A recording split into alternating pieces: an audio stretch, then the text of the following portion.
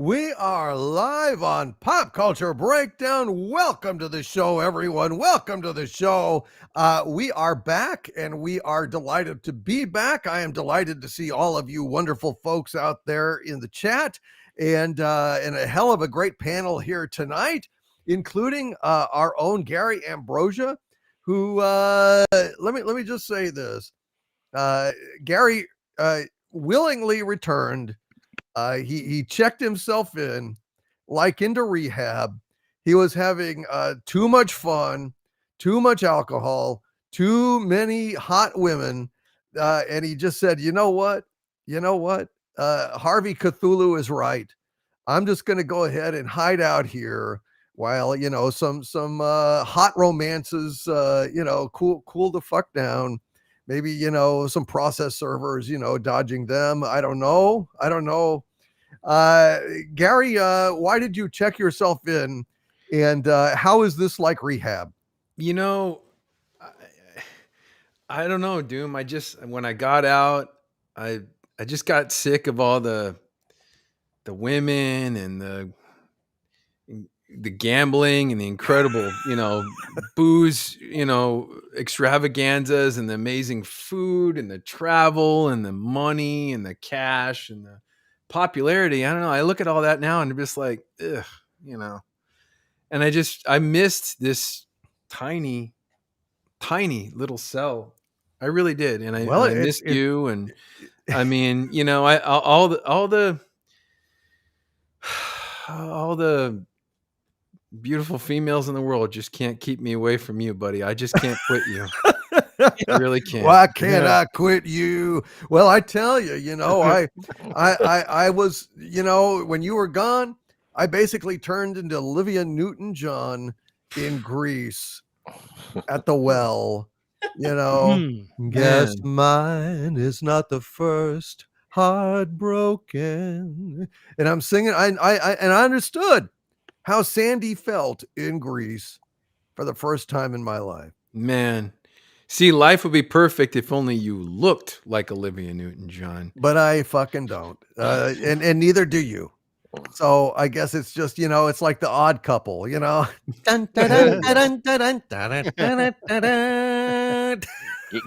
like a great theme, by the way. Isn't that one of the best? I loved that as a kid. That was my favorite.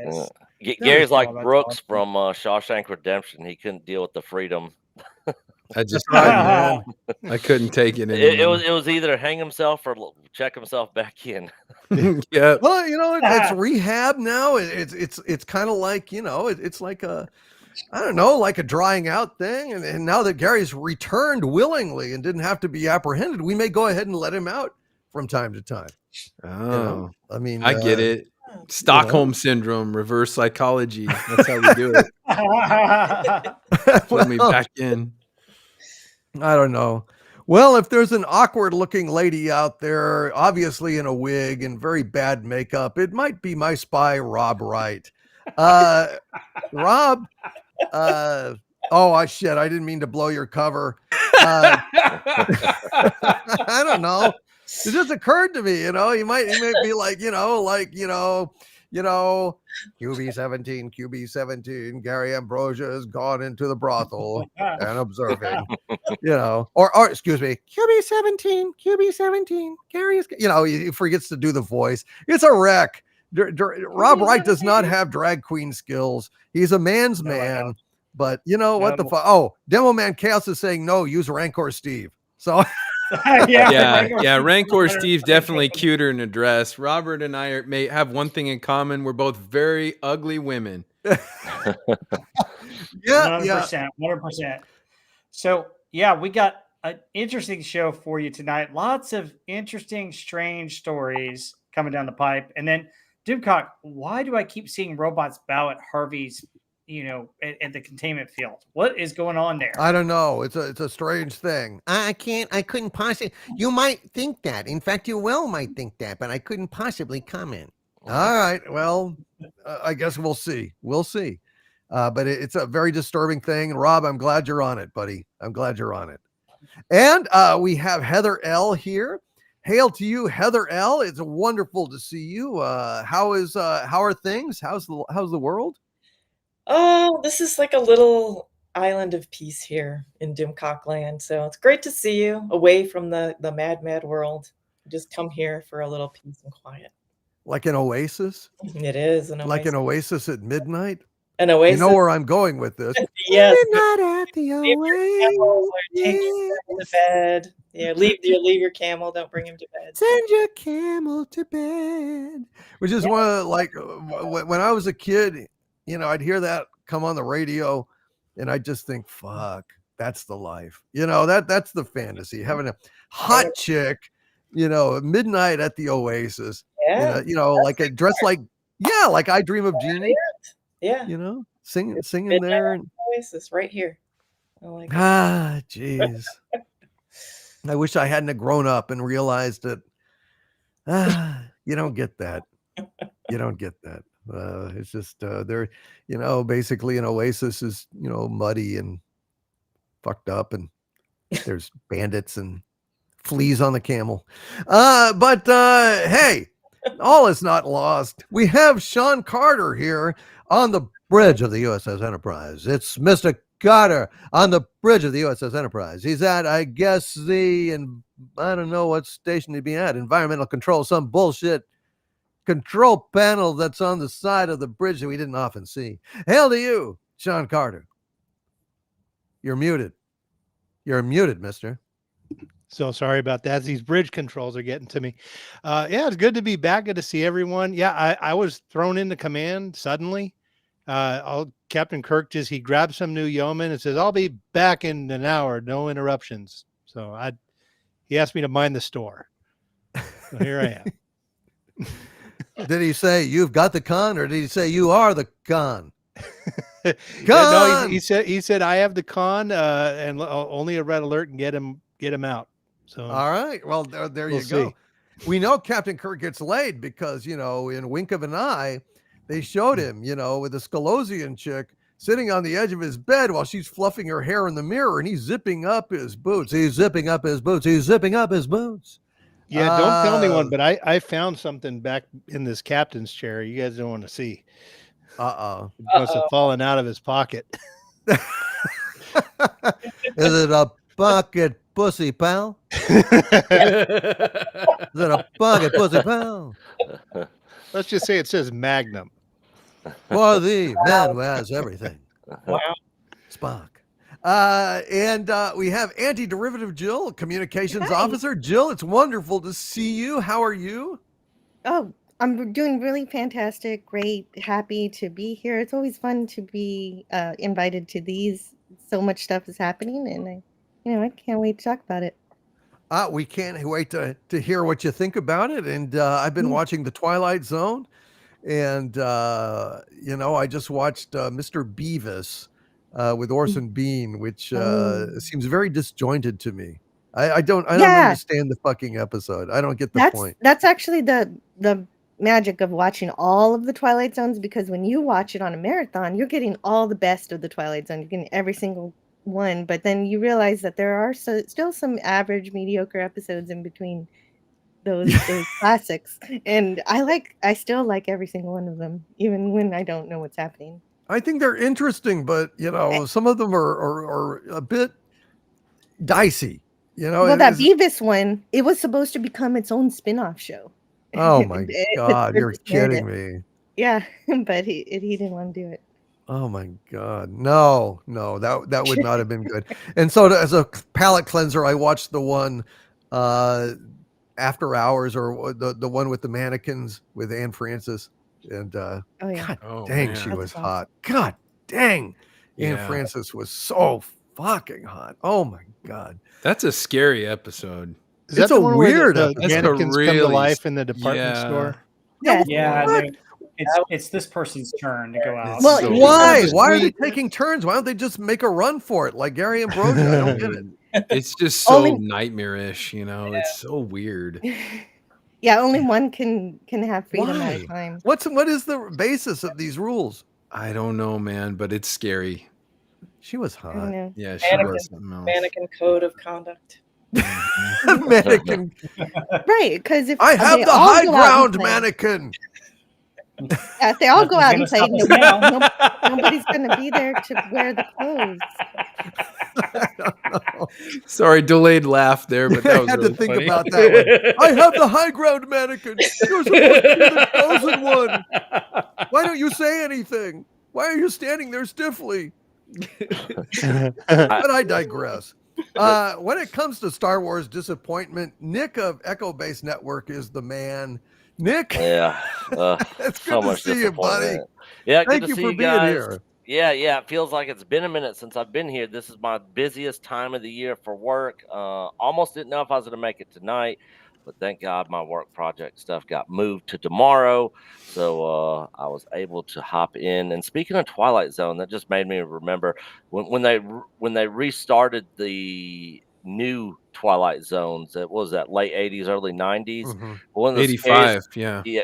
yeah. One of the scariest episodes I remember was the one titled "Grandma," with the kid with his grandma. He was stuck at home watching her while his mom was gone, and she was dying, but she was like a witch, and he was like scared to go in there, and like I hell don't was like remember that beneath the one. house. Oh man, it was freaky. Wow. Wow. Yeah, you guys should definitely check out. I don't know if anyone in the chat's seen it. It's I think it's I the haven't seen a 18th lot of the new episode. Twilight Zone. The Yeah. Grateful Dead intro is really scary. Yeah, That's a weird. I remember that used to be on like early or late at night or early in the morning when I was a kid on TNT, replays and reruns. And I remember waking up to that, and it was so weird and scary. Shit Yeah. was scary, man. Man. Holy and there shit. was another one with a gargoyle episode that was really freaky with the teacher who gets possessed by a gargoyle and like ends up like beating the shit out of a bunch of badass students that are Whoa. giving her a bunch of shit. And her like Wow. eyes turn red. And you guys know the actress. I'm trying to remember what her name is. Oh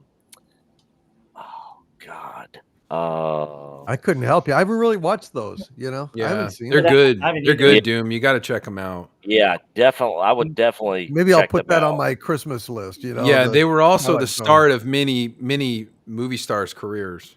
Like Oh, Bruce, it was awesome. one of the Really? first things that Bruce Willis was in. Holy shit. Was the Oh, very really? first 80s Twilight Zone episode. You mean aside from Sybil Shepherd? That's correct. Yeah. I was And And the Al secretary. Jarreau. So fly And Jessica by Alba. night. Yeah. Adrian Adrian Barbeau. Barbeau, yeah. yeah. She wow. she plays, the title of the episode is called Teacher's Aid. I remember that one.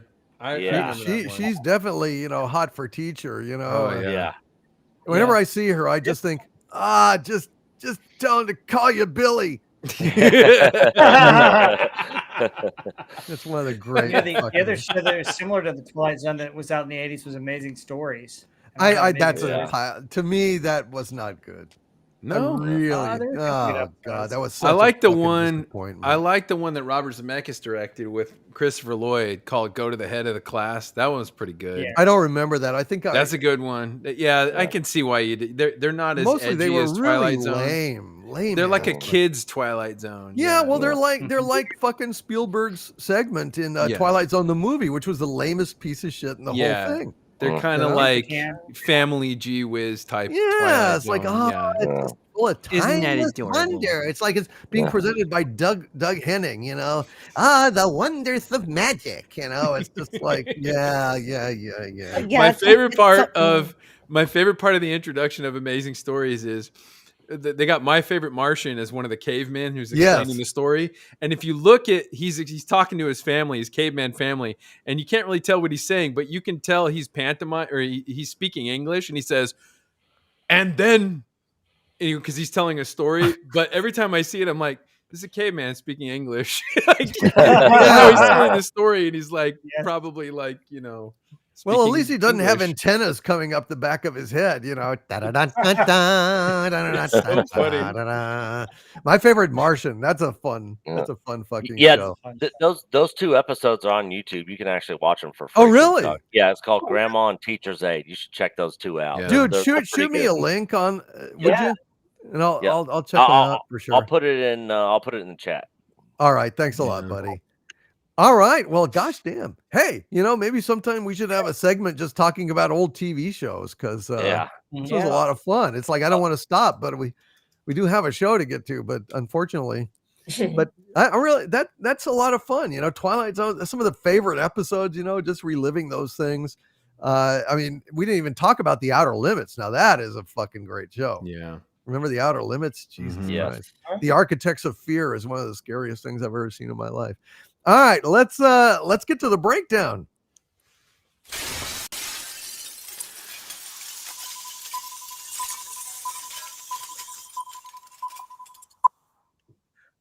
All right, folks. Well, you know what? This is a bizarre story. Frankly, Oscar Isaacs. He played what? Poe Dameron. Is that his name? Yeah. In the sequel trilogy. I mean, I've only seen those movies once. Same. In fact, I haven't really even seen The Force Awakens all the way through. It's like it's amazing what projectile vomiting will do to your viewing habits. But the thing is that I just there's nothing in those movies that's any good. There's just really nothing. I can't think of a single moment there's one moment that was kind of good. One moment in The Last Jedi, oddly enough, Kylo Ren and Snoke, when he's doing that thing where he's subtly like manipulating the lightsaber while he's talking to Snoke, and then he just fucking triggers it and runs him through. That was pretty fucking good. That was good. That's the only thing that was good in the whole sequel trilogy. But Oscar Isaacs recently came out and said, folks, and by the way, just to give you a preview of what we're going to talk about tonight, Batfam. Some of you were asking about what is this like weird Batman drawing in the thumbnail by Doug Nelson, who couldn't be here with us tonight. Well, I'll tell you, it's one of the worst fucking Batman things I've ever seen in my life. It's a disgrace, and it's I believe on Prime, or it's coming on Prime, and we're gonna rip the shit out of that thing. But we've also got something about a blacklist of actors that are problematic, that Paramount allegedly will not work with anymore. And the names on them are very surprising. We're going to talk about that. And hail to Kurt James out there in the chat. Kurt, God bless you, brother. I've been thinking about you all day today. I mean to send you an email. He recently had a medical issue. He's okay from what I understand, but Kurt, just sending you a lot of love, brother. And it's great to see you out there. But Oscar Isaacs said that he's not anxious to do any more Star Wars or work with Disney anymore, because they apparently bowed down to fascist. He basically called Disney fascists. He's one of those guys. It's absolutely astonishing to me that he did this. He's basically saying that Disney was fascist for yanking Jimmy Kimmel off the air after his comments about Charlie Kirk. Now, I'm astonished by this. I really am. This was a post by Screen Time on X. He says, Oscar Isaac says he's currently not open to working with Disney. This is a quote, if they can kind of figure it out and, not succumb to fascism, that would be great. Now, this kind of thing makes strange bedfellows, but I'm on Disney's side in this. I said it in the video. I do not believe that there's anything else that Bob Iger or Dana Walden could have done under the pressure of the, impending broadcast with, affiliates like boycotting and saying they would not carry the show, not knowing what Jimmy Kimmel was going to say. It was sound business practice. And for Oscar Issac at this point, when Kimmel's been put back on the air, to say this, what the fuck? What the fuck? I mean, is this like career suicide? Basically saying that about Disney, that's like biting the hand that feeds you. I'm really kind of perplexed about it. Nick, what did you think about this? I'm going to come back to Gary. But since you made it here, buddy, we hardly ever see you. Nick, what did you think when you read that?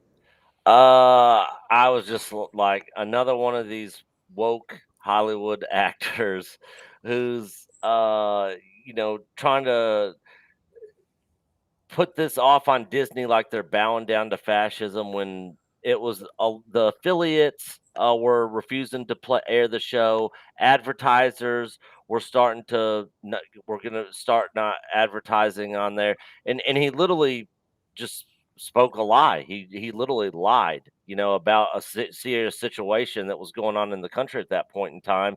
So I was 100% on Disney's side too, and I don't know, and a lot of other people were too, and at least all the smart ones. So when I saw this, that Oscar Isaac was doing that, I was just like, like I said, another one of those Hollywood actor guys that brings up fascism and Yahtzees and all the words that don't hold any meaning anymore today. Yeah, because they're overplayed so much. It's just like, dude, shut up. Who was the actress that came out what last week or week before who said she's not talking politics stuff anymore? Jennifer Lawrence. Jennifer Lawrence. Yeah, he should probably have a conversation with her and just shut up and stick to doing his movies. I don't know, Gary. I mean, do you think it could be just like, he so doesn't want to do any more Star Wars that he's made damn sure with this comment? I mean, and who would want to do a Star Wars anymore at this point? Well, I mean, it's not just Star Wars he's spitting in. It's Disney. Yeah, and remember, Disney gave him that what was that Moon character? Who was that character? Moon Knight. Moon Knight. He gave him that show. Which I sucked. mean, I know it's probably not picking up anymore, but I mean, now it really won't. I swear, I don't know. Like, I don't know if these people communicate, like actors communicate with anybody outside of like, a 5-mile radius of where they work, but the world does not have the same viewpoints that they have. And ironically, Jennifer Lawrence actually is the first celebrity to say, you know what, shut up about politics. But then again, she's the first at everything. But like, I don't know, man. Oscar Isaac no one would know who the hell he is if it wasn't for Disney. He wouldn't have a career without Disney. Caving to fascists, what does that even mean? Yeah. Like, I don't know. What does it mean? I don't know. It was clearly a business decision. I mean, it was a damage control, prudent, measured decision to let the thing cool down, pull Kimmel for a few days, talk to him, see where his head is at. Because I mean, I don't even know where his head is at. Dude, he might have been like, ready to just like spit in the face of, every conservative in the country and just bring rack and ruin to the kingdom. I mean, they did what they had to do. It's such an open-ended, non-descriptive comment. Don't cave into fascism, otherwise I won't work with you. Okay. Well, everyone can say that. Anybody can say that. Anybody can say someone's a fascist or a Yahtzee. It's so old. It's interesting because these words actually had some pretty strong meaning before these idiots got a hold of them. Yeah. And just started calling everybody these words, and it just became this like nondescript blanket generality to call people who don't agree with your particular opinion. And now it means nothing. It means nothing. Like when people hear that word, they just roll their eyes like, well, That's a meaningless statement. I And- know, and I- it's terrible. And I think some of these actors forget that it's called show business, not show friends or show my political beliefs or, Yeah. Show it's politics. show business. Show pajama party, you know? Yeah.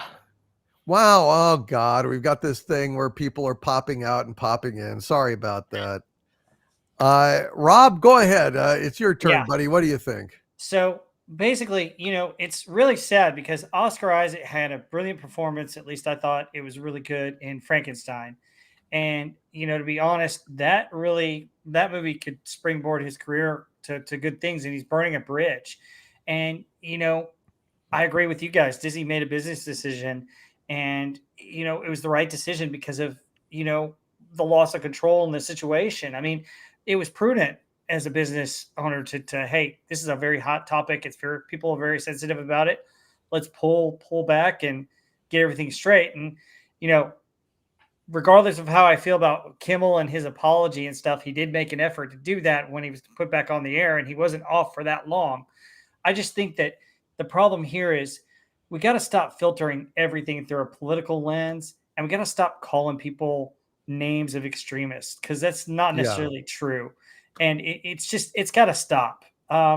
You're never going to get to a point where anything can move or change if you can't have discussion, if you can't stop this stuff where we're accusing everybody of everything and not talking about the policy or something specific. If he came out and said, Disney made a business decision that I disagreed with, I felt that they violated free speech, this wouldn't be as much of an issue as it is. But because they had to say they caved to fascism, is why this thing is so hot and so awful. So, no, I agree entirely, and it's also, horribly unpatriotic, because when you demonize, your fellow citizens, you're doing damage to the country, because it's very important with democracy to respect your fellow citizens, respect and debate other viewpoints. And when you lose that, that's the lifeblood of a republic. That's the debate, consensus, and yes, compromise.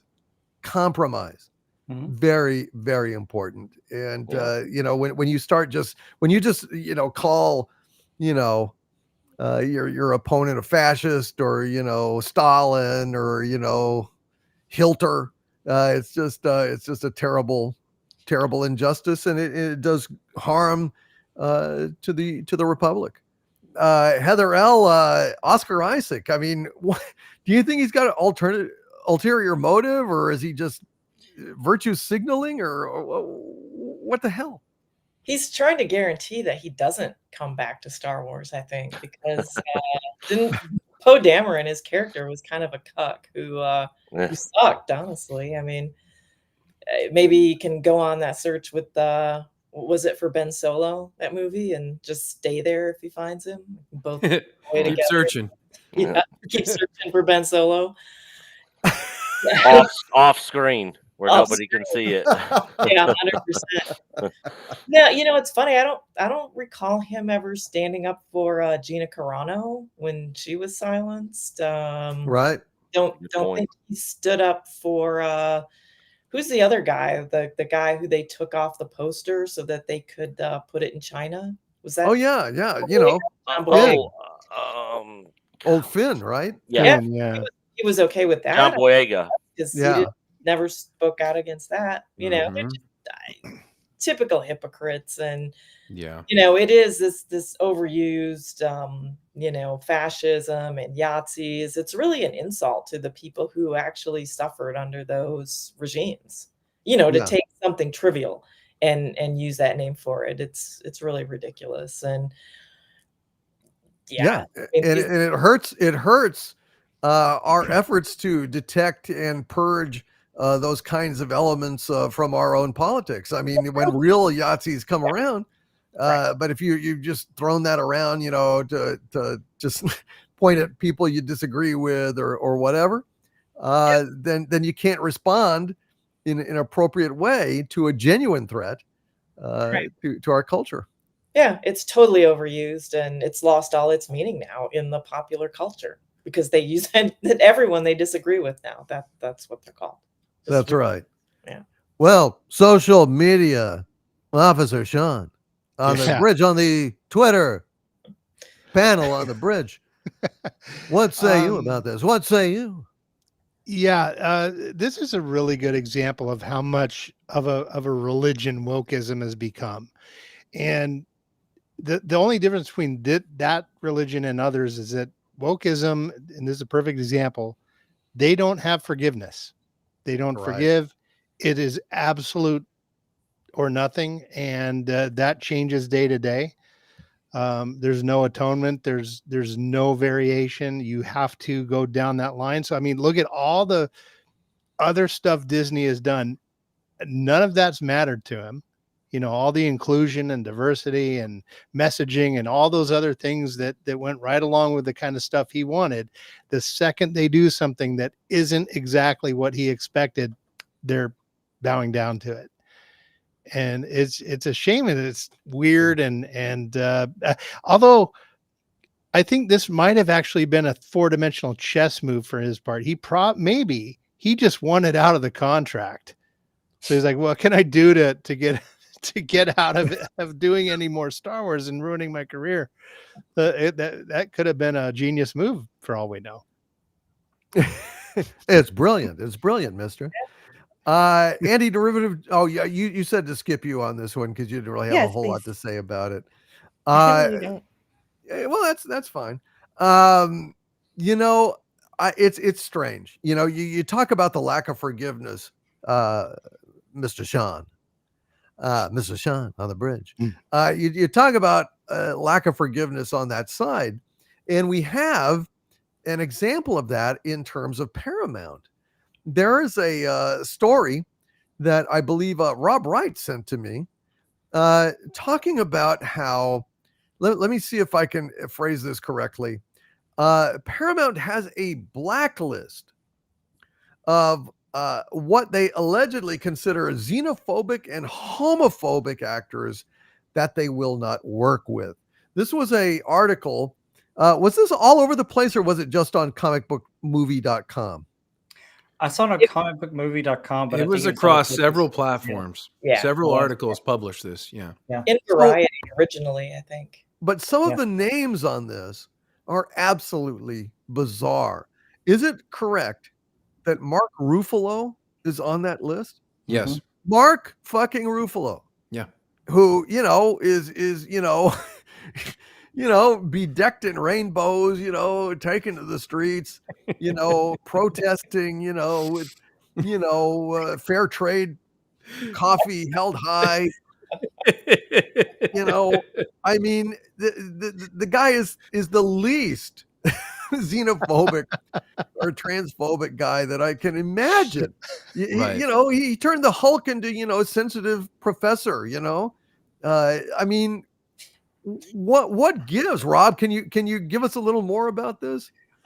Just I think it has to deal with there's a whole group out there pledging not to work with anybody who supports Israel in any way. Really? And yeah. Who is on this list? Okay, I mean, so can you give us a few other names? the list that I have here is Andrew Garfield, Emma Stone, Mark Ruffalo, of course, Joaquin Phoenix, Javier Bardem. Yeah. What? Yeah. Well, the left has picked up a pro-Palestinian stance. Mm-hmm. Pretty much. That's really what this is about. Yeah. Really? It's not about I think personally they had to throw in the homophobia and the other, you know, the other words, but really it was Fascist about Nazis. it was about anti-Semitism. Mm-hmm. Yeah. And Yeah. Tucker Carlson's been getting slammed this last week because he had Nick Fuentes on his podcast, Right. and now they're calling him anti-Semitic. Like there's other people going after like Tucker Carlson. Like it is a complete shit show out Whoa. there. Yeah. Good No. Lord. Crazy. Then why I- don't they just say that? Why are they slamming this Because they xenophobe and homophobic? I mean, God knows. Yeah. legally they have to. If they say one reason, they have to say all of them. Yeah. That is If they- bizarre. This I is know, really but bizarre. if That's it- why I if- asked you if it was just on comicbookmovie.com or if it was like around No, like several. it's- Is this like a real story? Yes. Yeah. Wow. And the Wow. timing is pretty sus because I saw it in there was an article in Variety, I think it was covering David Ellison's first 100 days Right. Yeah. takeover of Skydance of Paramount. And I think this was the timing is pretty suspect, right? And it's kind of almost going after David Ellison and Paramount now, even though you know that a lot of these Hollywood companies have had actual blacklists, right, against people who have more conservative or Christian or right-leaning beliefs. But now they're saying it's him, right, because they don't like his politics. And he's actually gotten rid of a lot of the typical Hollywood types, fired them at Paramount, and brought in different people and probably have more diverse opinions there now since his takeover than they have had all this time.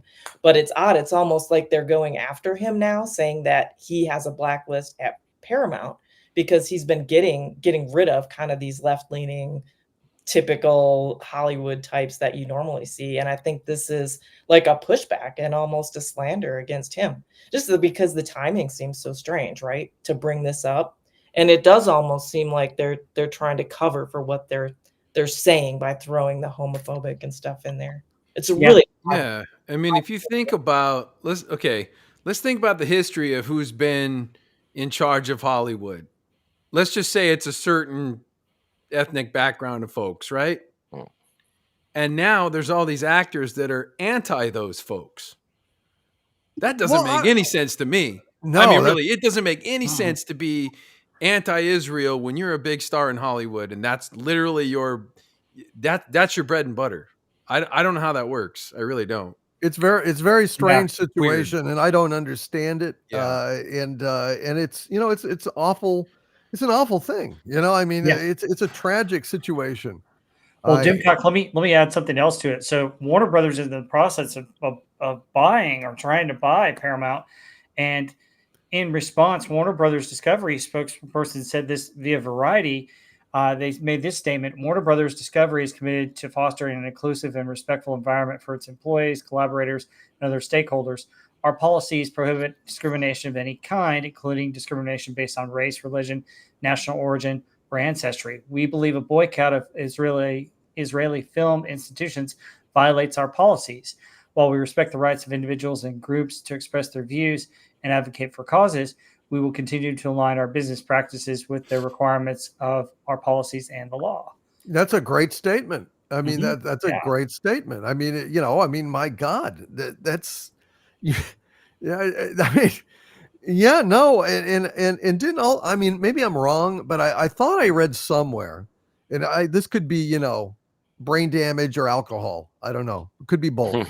But didn't Ellison say something about how like they were maybe going to try and skew more towards the center or even the center right, which is a neglected demographic? I don't know. I didn't hear that. Yeah. but- I thought he said more towards the center, more towards the things that people in Middle America want. That Exactly. That's what I'm talking about. Yeah, I He's a remember that. capitalist, and he wants to make popular entertainment that actually makes money. And so, yeah, he said they would be more centrist and skewed towards Middle America. That is actually, will go to the movies and spend money. Right. And that's a crack in the wall. I mean, it would be great to have a major, studio, get back to, centrist entertainment, free of politics, trying to prioritize, quality of entertainment. I mean, bravo. I mean, if that's the case, then go Paramount, I mean, go Skydance. Well, Yeah, that also explains why they've got so many different Tyler Sheridan shows that Exactly. Yeah. and he's- Landman's a he's- perfect example of that. Yeah, he's been killing it over there. And yeah, I think they're planning on putting like, trying to get away from the Mary Sue's and have women, back in the kitchen making sandwiches for the guys, stuff like that, Don't get me too excited here, Nick, please. Okay. Tell me more, Nick. Tell me more. This is the damsel in distress, the man's got to save her, And would this hypothetical woman cut the crust off your sandwich? Yes. Hail to Paramount. Hail to Paramount. Who else wants to comment on this story before we move on? Jill, did you have anything to say to this? I just thought they were in the business of entertaining us. Why do they have to politicize everything? And this feels like McCarthyism. It's radical to me that It is. their opinions are going to be. It's like everything's politicized these days. Yeah, it overtly politicized. Yeah. Like, you could have an artist like, Gene Roddenberry or Rod Serling, have, opinions, but not telling it to you, like showing it to you, showing you parables in the Twilight Zone, in space, because, an artist is going to have points of view. And that's perfectly fine. I mean, that's how beautiful Star Trek was because, I think people across all stripes loved Star Trek, right wing, left wing. There was something there for everyone, and some thoughtful stories dramatizing things like tolerance, in the case of the Horta, that was like the devil in the dark. Turned out it was just a mother protecting its eggs, the Gorn, the Metrons, all sorts of really human, open, caring stories. And that's something that, these days, the propagandists in Hollywood have a hard time embracing ambiguity, embracing, the kind of, storytelling that looks at both viewpoints and tries to illuminate rather than, propagandize. That's what's really lacking, because God knows, The Expanse, the most diverse show on television, bar none. My God, the most powerful, person on earth is, an Indian woman, Avasarala, Naomi Nagata is like the genius engineer on board, the Rocinante, and, nobody gives a shit. We love all those characters because it's done with respect. It's done with integrity, and nobody is slamming the white guys for, oh, you're too stupid, or oh, you're this or that. Nobody's slamming anybody for their race or their sex or their sexual preference. They're slamming them big. Oh, you're from Mars. You're one of those fucking belters. There'll always be divisions in human tribes. But the divisions were entirely different in that show, and that's the way you should go.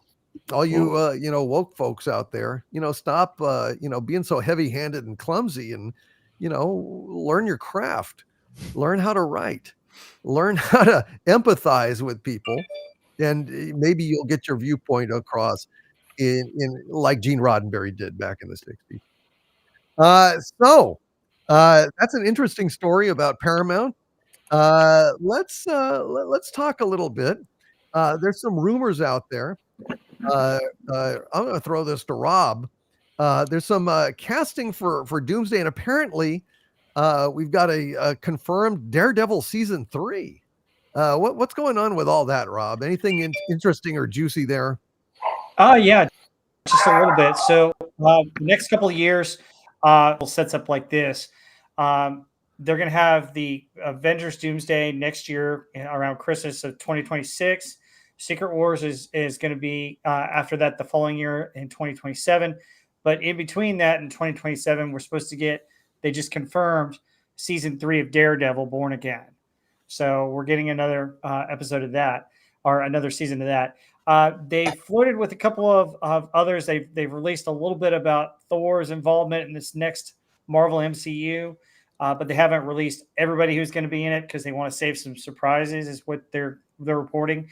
And then apparently, folks, if you haven't been watching, Doomcock released a video on Monday about the multiple Dooms. Apparently, they're taking the Kang storyline and making it Dooms. And apparently, there are not only multiple Dooms, but some are female Doctor Dooms, and there's a rumor going around that's confirmed, and that has already been apparently cast today.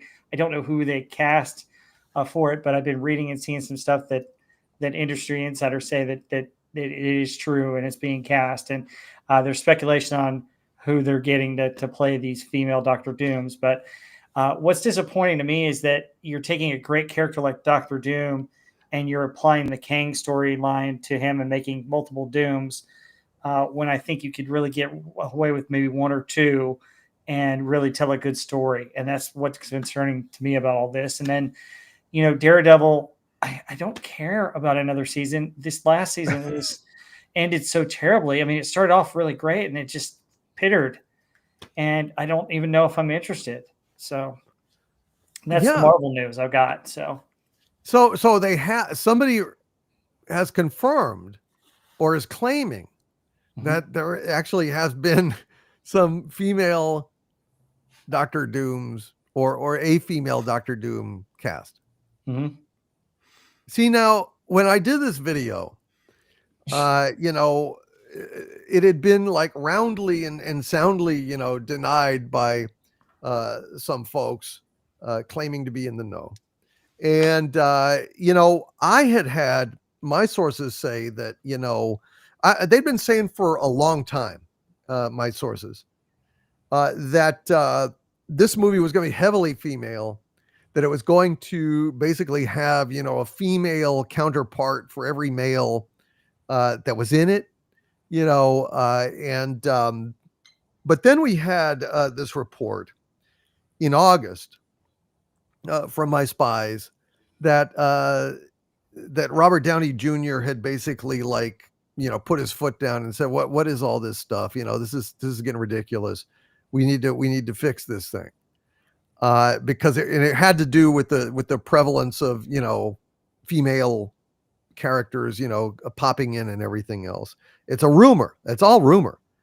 And I was just I didn't know what to think about this. I felt that probably maybe it was old news that, that they weren't, that maybe they were going to do that at one point. And then they decided not to do that. And I still don't know, but it's very interesting that there are people coming forth saying that, nope, this is happening. And if it is, it's a tragedy, it really is. I've talked about this a lot. Multiverse stuff. You've got to be a fucking genius. You've got to be a great writer to pull off this kind of storyline, because, there's inherent confusion about, or it can be a comedy. Like Deadpool, all those Deadpools that showed up and all those alternate, Deadpools and alternate universe Deadpools and stuff. Well, it was fine because we didn't spend a lot of time with them. And it was just some good jokes or some good visual jokes, and it's all just for fun. But when you're dealing with a drama, especially something as important, obviously important as Avengers Doomsday and Avengers Secret Wars, if you water down your main bad guy, with, a kangaroo version of Dr. Doom and a, female version of Dr. Doom and, Doom Birch, the tree, what the fuck? How are you gonna, this movie is already going to be so crowded that there are not going to be any stars in this thing. It's going to be nothing but guest stars.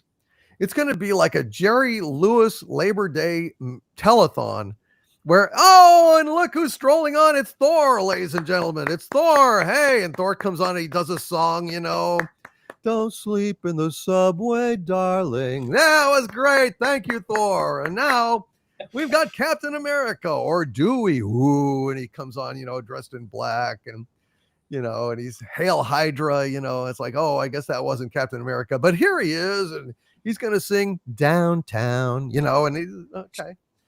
It's just. So you think it's going to be like the Star Wars holiday special? If we're lucky. Okay.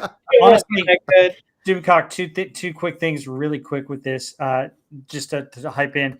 First off, you start to lose your audience when you have all these multiple characters of the same variant because we lose track of who's who, regardless of their villain or hero.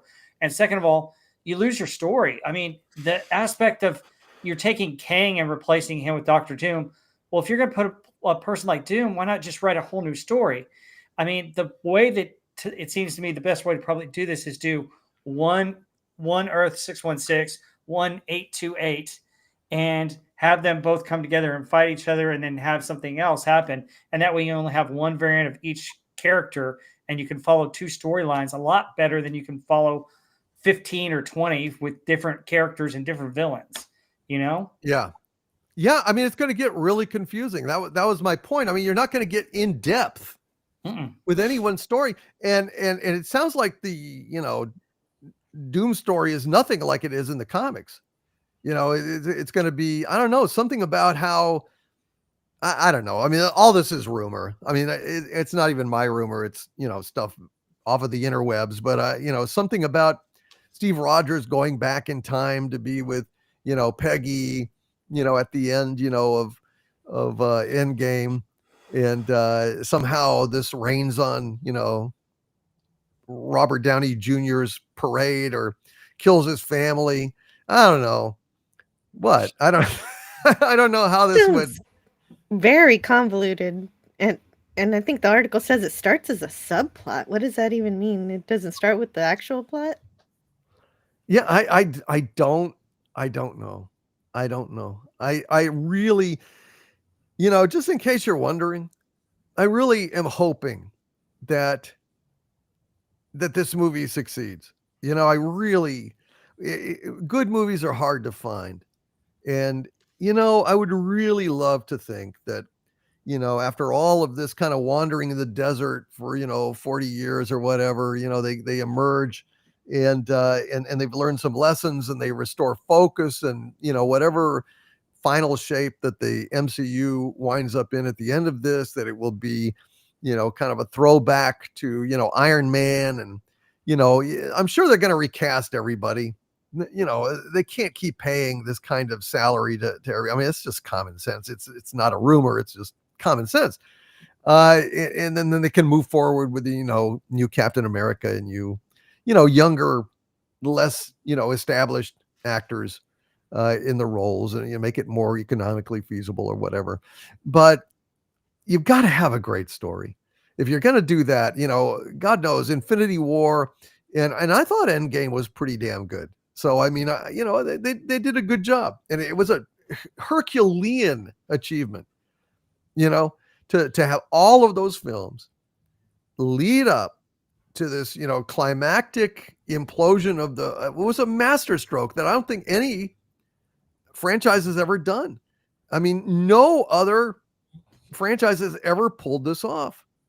And then after that, they were wandering, they were lost. They, lost focus. It was the MCU and all this, agenda shit because, I don't think they knew what to do. This is their chance. And I pray to God that they're not going to blow it. I really, God, it would be so good if it was good, wouldn't it? But this is not encouraging to me. Gary, does anybody have anything to say about this female Dr. Doom thing? Because I think it's terrible. I mean, it's going to be like a Council of Dooms. I mean, maybe it just might be one scene. Maybe it's not really going to be like female Loki running around, with Loki, in the TV show. Why would you pay? I'm assuming Robert Downey Jr. is getting a huge salary. Why would you pay him and then have like a female Dr. Doom and all these other Dooms? I mean, it's kind of a waste of money. Yeah. Doom the one. Your big, he was the big star. So, Everything these people do seems just like half-assed, and it's such a bad idea.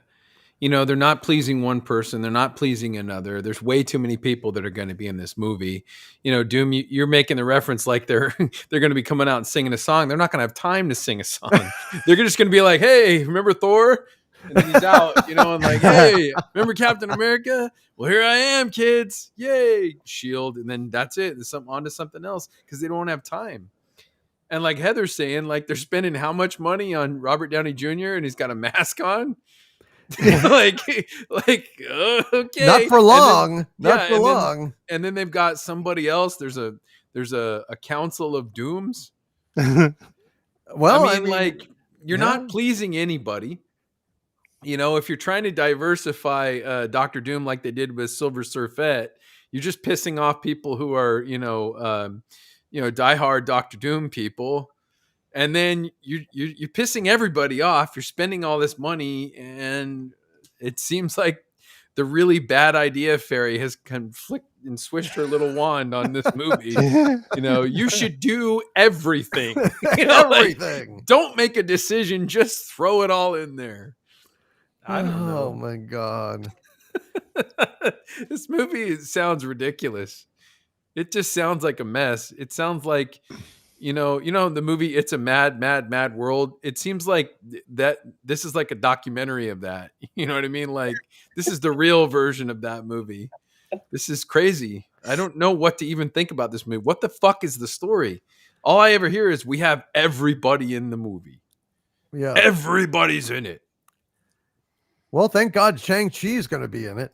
That was the only reason for that. I wasn't going to go. It was going to be boycott, but thank God Shang-Chi is in it. Sean, what say you? Anything to say about this? Well, yeah, I and to answer Heather's question, I think Robert Downey Jr.'s Doom gets 2 votes in the council, so he's a little more important. That justifies the money. Tiebreaker. DC, you're absolutely right. When they invoke the multiverse stuff, like you said, you have to be a really good writer to pull it off. So anytime you see a multiverse story, it means one of 2 things: either it's really great writing, or they don't know what they're doing, and they're using the multiverse as a crutch because they don't know how to write a good story. Like, I'll just make it multiverse, and then it's like, yeah, here's all your Legos, build whatever, and it doesn't matter. And it's like a 3-year-old, Bill, look what I made. It means nothing. I used every Lego in the box. Yeah. Which used to be fun when I was 5. But no, I think that it's a sign that they go there when they don't know what else to do. And they're just missing all these opportunities. I don't think there's a writer and currently writing for any big studio that could pull off a multiverse story well, unless it's comedy, like you're saying. You use that as a tool for comedy, not as a tool to tell the story. Mm-hmm. So that's the difference. That's the difference. It feels like it's going to be like 3 hours of multiple trailers just strung together about every character. A 30-second to a minute trailer, and we have to have 200 of them. It's scary. Okay. It is. Yeah. Jill, do you have anything to add to that? And then we'll go to Nick. Oh, I don't know. I don't know a whole lot about what's going on with this Doom thing. The only thing I know about it is at the end of Fantastic Four, he was kidnapping a baby, and I don't know if that's going to have anything to do with it. But it does seem like it's going to be way too busy, and it doesn't really appeal to me at all. I don't know. I'm not excited for it. Yeah. As a outsider. No, I hear you. I hear you. Nick, anything to add to this? Well, he's muted. Maybe he's gone off on an emergency. All right. Well, anyway. Sorry guys, I was muted. I was dealing with a work issue. Oh, no problem. Yeah, the whole Doom thing, I've been checked out of the Marvel Cinematic Universe since Doctor Strange 2. I have not really been keeping up with it a whole lot. I'm trying to remember the last Marvel movie I even saw. I skipped Thunderbolts, Fantastic Four, all those. I haven't been keeping up with it. I don't know what's going on. I'm not even interested in this Doomsday thing at all. The Robert Downey Jr. thing, talk about a desperate move. That is a move of desperation for them, because those movies have just been getting hammered, since Endgame. There's a reason that movie was called Endgame, because that was the end of it. It's a very fitting title for that movie. And now Marvel is something else. and I don't recognize it. Yeah, no, I hear you, dude, and I feel the same way. I don't know. I'm hoping against hope that they know what they're doing, that the Russos are on it, and somehow it will all come together. I don't know, but I'm hopeful. But I'm not expecting it to be great. Yeah, you're not holding your breath. No, I'd be I'd be fucking yeah. No, I got enough problems without holding my breath waiting for that to be good. Yeah, I mean, and like you said, why Robert Downey Jr.? Why does he look like Tony Stark? They better have a really good explanation for that. It's multiverse, I figured so they can make up whatever story they want. yeah, exactly. Like, in this universe, Tony Stark's went bad and used his genius to become, this bastardized, Latverian, nobleman. I don't know. Yeah. Maybe It's like he's when you run out Dr. Evil and it's really his brother. Yeah. When you run out of creative ideas, you always go to the multiverse or time travel. Unless it's Back to the Future. Yeah. They should have made it his brother from Tropic Thunder. Oh God, that would have been hilarious. Then it could have been Homie Stark. You know what I mean? That would have been pretty good. What do you mean, you people? I would have loved it.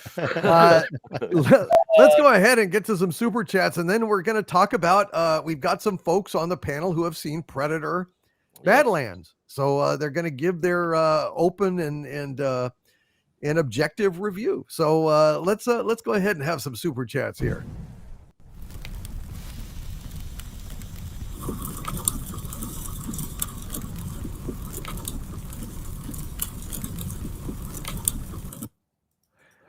All right, folks, let's do some super chats here. And let's see what we got. Warachi with a $5 super chat. Hail to you, Warachi, says mass rations, beef goulash, garlic mashed potatoes, brown rye / onion bread and butter, apple sauerkraut, German red cabbage, apple strudel, and Marzen beer.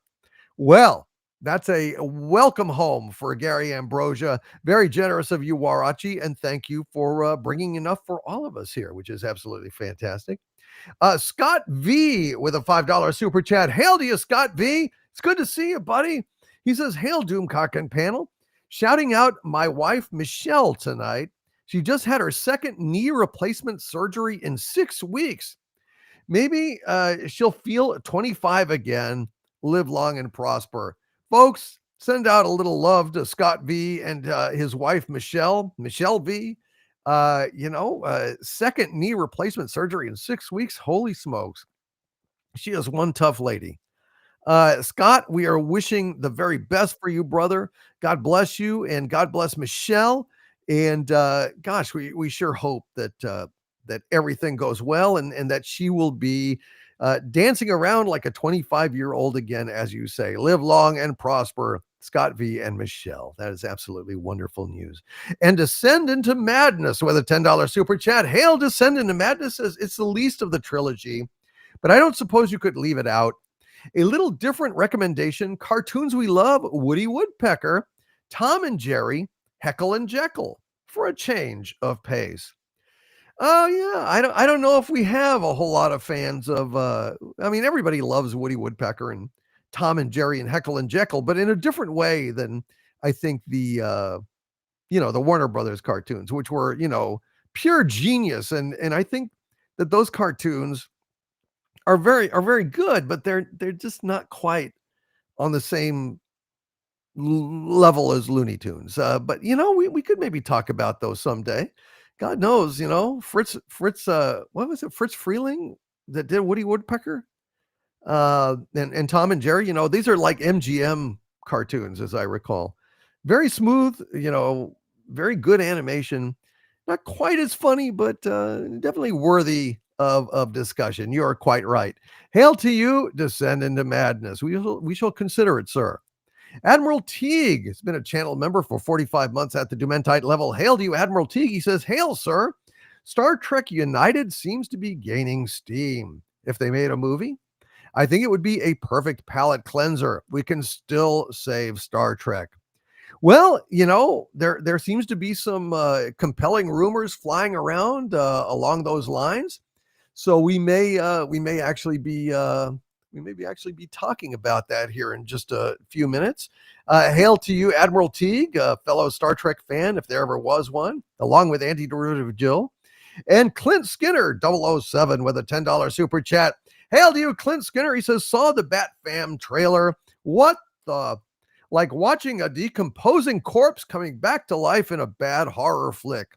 Rather watch Barney and Friends for 12 hours without a restroom break. That was horrible. Yeah.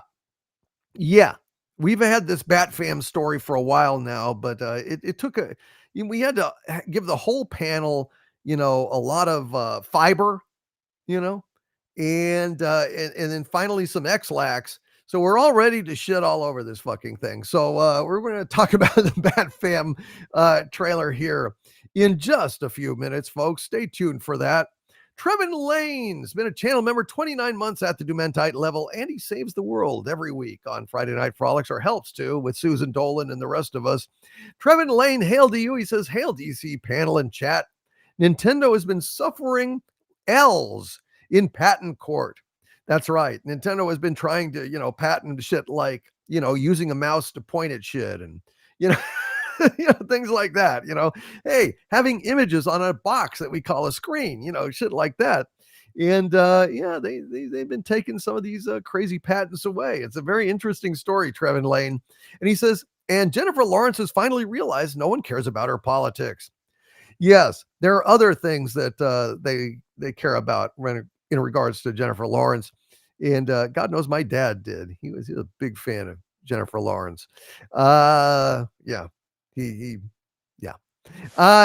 into Madness with a $5 super chat. Hail to you, Descend into Madness. He says, I know now why that predator's father wanted to kill him.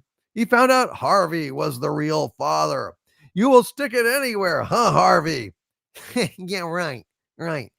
Screw you, Descend into Madness. That's those predators are fugly, dude.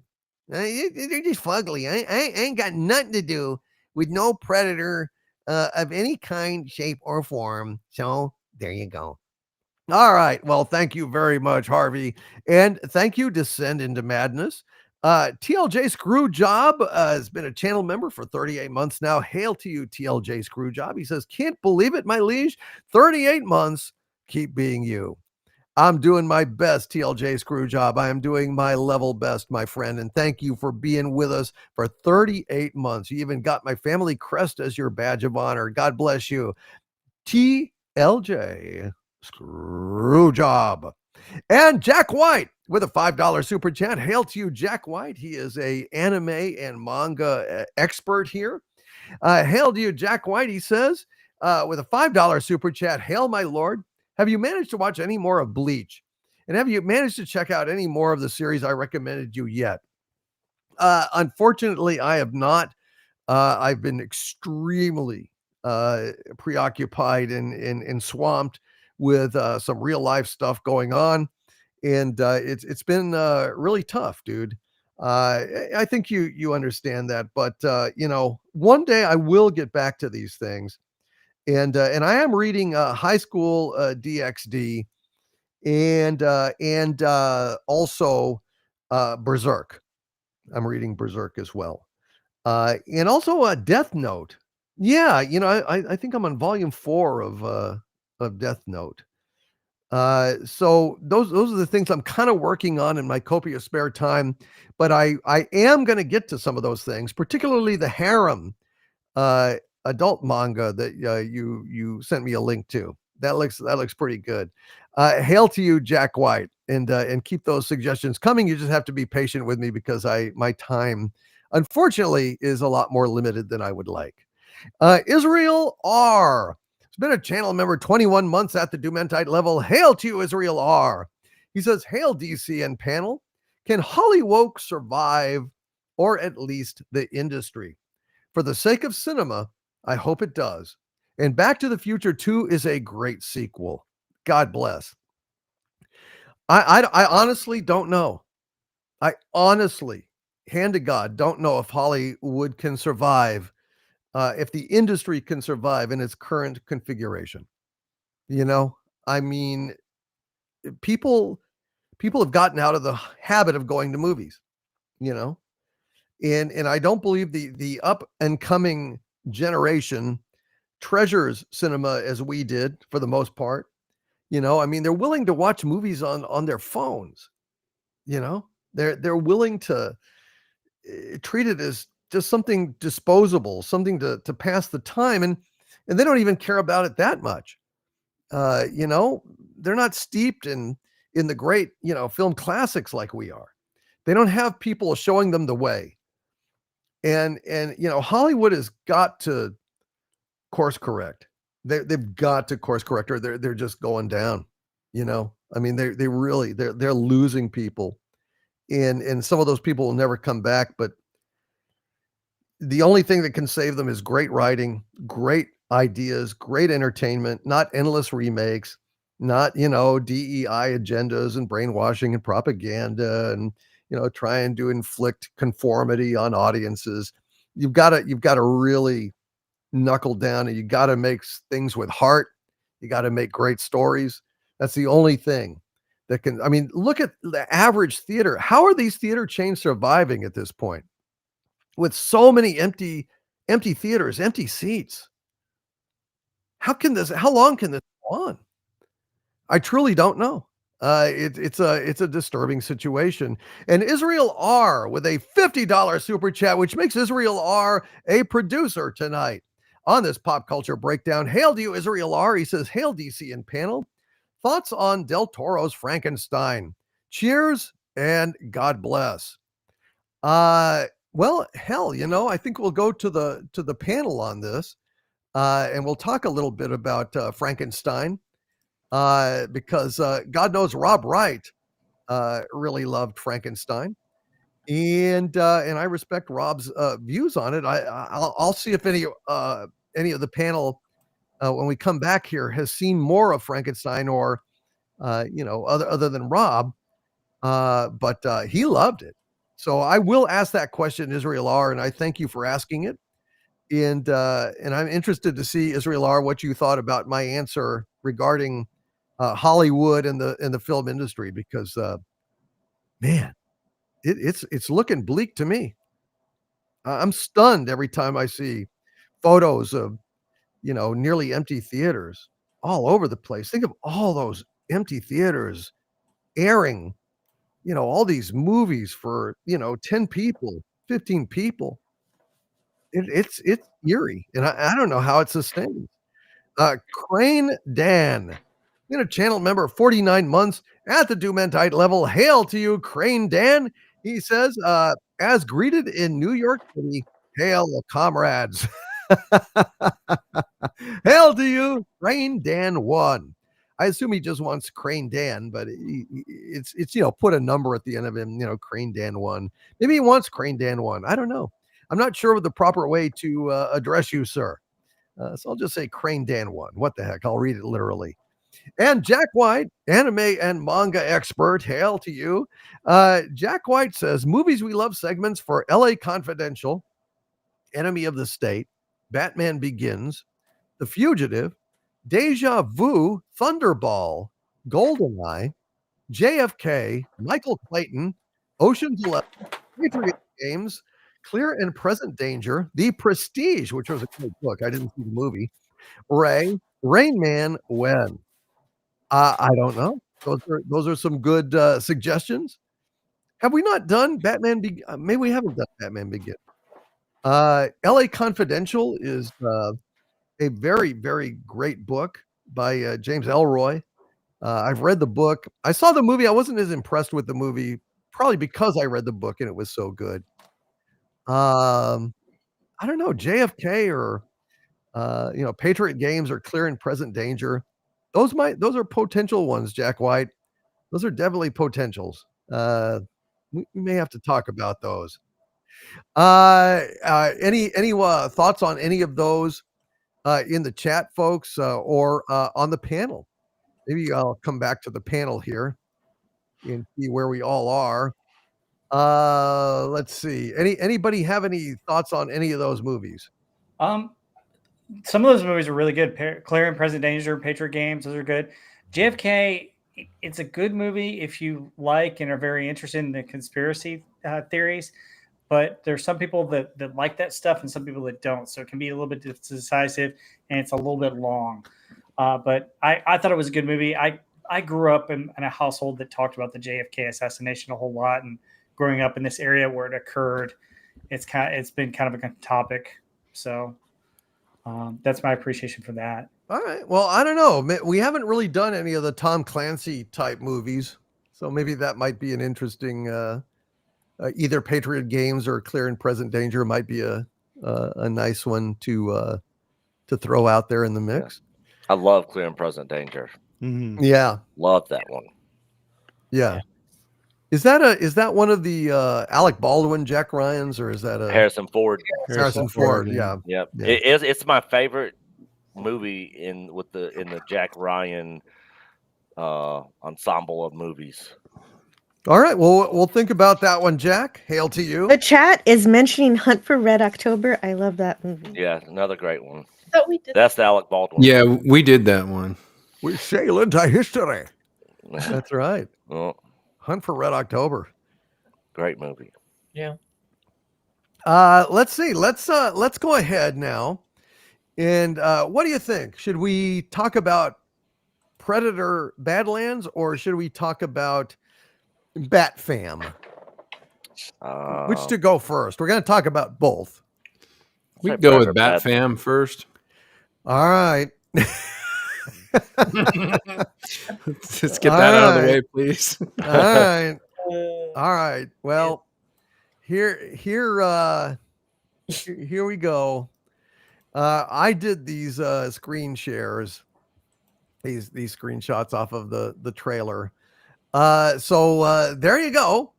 There's Batman.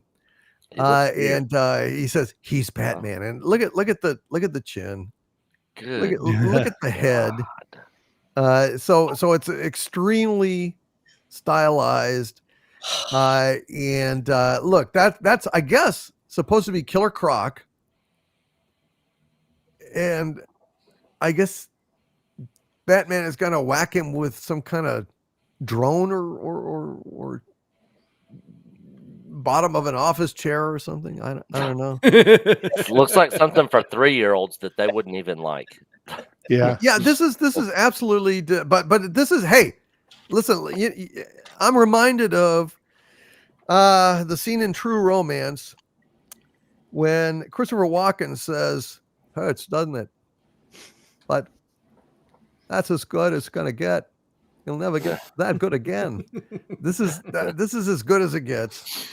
Right here. Now we're gonna get okay. Now at home, this is Bruce Wayne.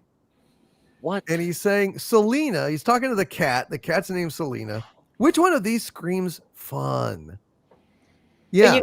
You gotta say it more like, which one of these screams fun? Get Which one of these? Which shooting one of these? voice out. Yeah. Okay. You're right. You're right. I'm sorry. I don't know. I'm trying not to throw up in my mouth. So, here's Bruce Wayne, and for some reason he's got a whole. Day. Oh God! I was just gonna say that. Yeah, he skipped leg day. I swear, cleaning up Gotham was easier than raising a house full of kids. He's got a house full of kids and people of color and. I don't know. I think there's Married with Children Batman version. Yeah. I mean, this is Mr. Wayne Vadir. It's look. This it's got an arcade. This game night is going to be a great way to welcome all the new members of the family. So I don't know what this is. I don't know, like a ghost or something. Yeah, some like supernatural element, and it's coming out of the horse's ass. Well, it is. I thought it was Ursula from Little Mermaid. Actually, I think it's a refugee from Ncuti Gatwa's Doctor Who. You know, it looks basically, Maybe. Yep. and I don't know what this is. This is, you know, like the aforementioned clown I was talking about. I mean, what? She's a reformed supervillain. The black lady. So I had to look this up because I was like, who the hell are these people? So the black lady is Alicia Pennyworth, Alfred's grandniece, and she is a social worker who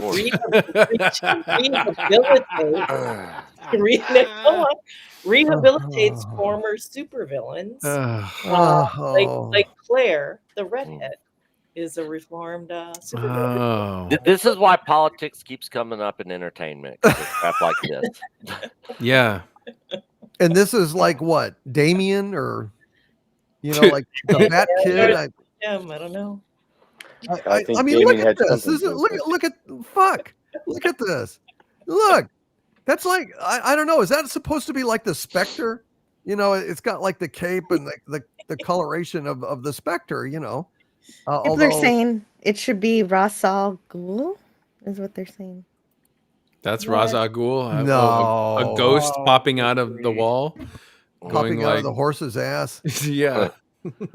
Oh my god. There's more slides, right? There's more fun. Oh yeah. More. No. Listen, I mean, I'm just milking. Look, there's. She's look at. Okay, so this is. What? I guess Man Bat, maybe. Yeah. And I don't know why. Why is this just makes Batman a fucking joke. I mean, it was bad enough that he actually has like a bat family, that like, Oracle and Nightwing and, all of these like Huntress, all of these fucking hangers on. He used to be a solitary figure in the night that was kicking ass obsessively.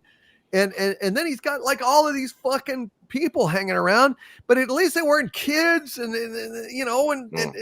reformed super villains in his fucking mansion. He's organizing game night for them to hang out and have fun.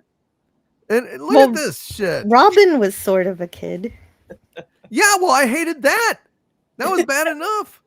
But this is, so it's like there's some kind of floating fire thing that she's like talking to. Whoa, I'm excited too, but watch the language.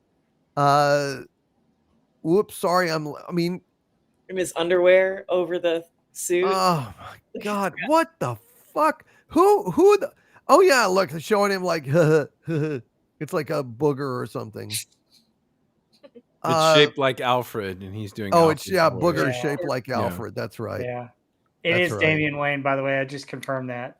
Lovely. Okay.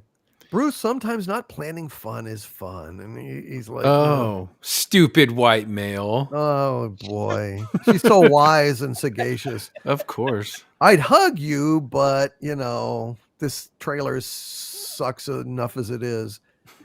Oh, my goodness. So the Claire Selton, a former supervillain known as Volcana, who is physically rejuvenated into a 12-year-old. Oh, my God. Lovely. And there they are, like driving this thing, and apparently they flatten a building with it or something. Like they actually like plow into a building and knock it down, or so. I didn't catch everything. It was horrible. Batfam, for fuck's sake. Gosh. I mean, this is just shitting all over. There's no way to take Batman seriously. If you want to do like a Batman comedy for kids, well, fuck, that's what, Batman 1966 was, I mean, you can do it in a way that isn't grotesquely drawn, at least, it's like where you actually have to have some drawing skills to do it. But just having this whole like, real world, meets Batman thing, it's the Wayne house, fuck security, fuck secrecy. Everyone knows that, Bruce Wayne is Batman at this point. Who gives a shit? It's just, look at this fucking pathetic, this completely antithetical to to what Batman is supposed to be. Oh, and Rob Wright says that is Ra's al Ghul, and he's a ghost. Yes. Wow. Unfucking believable. Yep. This is fucking Wow. Oh, awful. it gets better. Here's the villain list: Joker, Solomon Grundy, Killer Croc, Clayface, Mad Hatter, Livewire, King Tut, Copperhead, Giganta, and Killer Moth. Oh my God. Man. This is just so fucked up. I can't even. I fucking hate this. You know, Batman was my childhood hero, and just to see.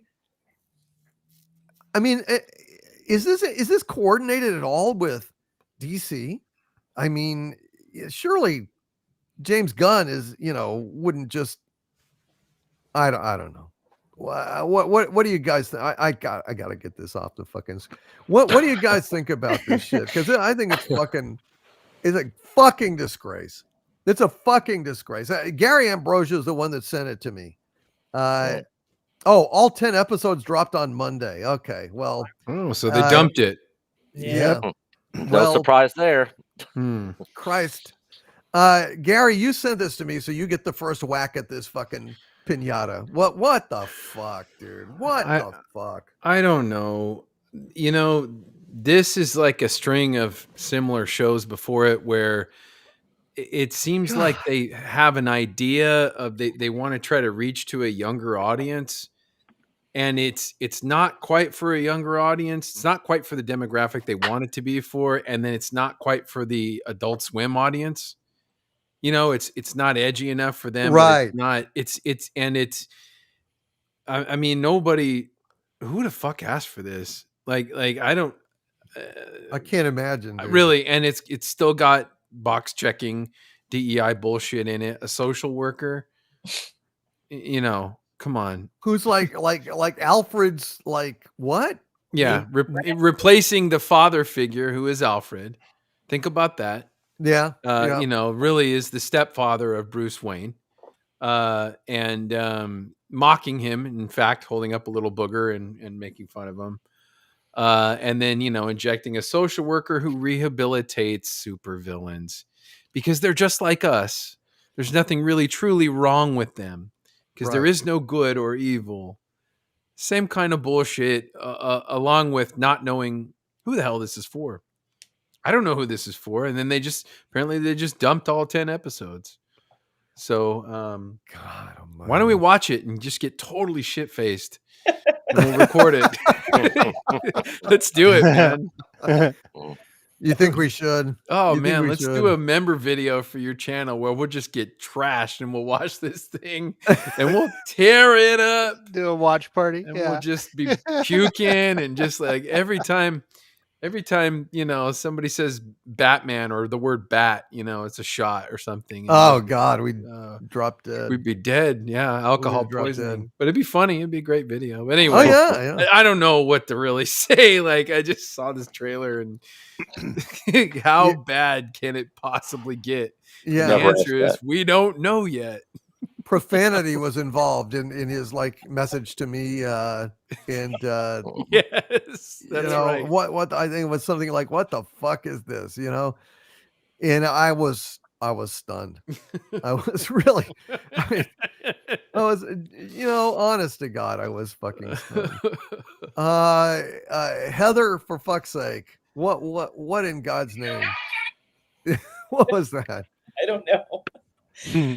I have no idea what this thing is. God, the animation style is just so ugly and just such garbage. Like, who the hell even made this? It looks like they made a different show and then someone said, oh, we need a Batman cartoon. So just, you know, they dug this one up out of the scrap heap, made a edits and said, hey, we'll call it. We had this, you know, show about a social worker. Let's use this for the Batman cartoon. I don't know. Like, who the hell are all these characters? It makes no sense. It looks awful. And yeah, when we were kids, we had good cartoons, not this crap. Come on, you don't say you're making this for kids. Well, I mean, to be fair, Super Friends was pretty awful. It's better than this. But it is better than this. At least the you know, the characters looked vaguely human. Yeah. You know, there was some, you know, it's filmation, so you know you could have actual motion and. Yeah. Christ, this is really fucking awful. Nick, any comment on this? I'm in complete agreement with you. This is complete trash. There is no Batman cartoon outside of Batman the Animated Series for me, which was one of the best Batman shows of Ever. all time. Ever. Yeah. It's so good. And this just shows how much they are just sucking masculinity out of Yes. male figures, because that was a beta bitch Batman right Yes. there. That was not Batman. That was something else. Yeah, I have no interest in seeing that version of Batman at all.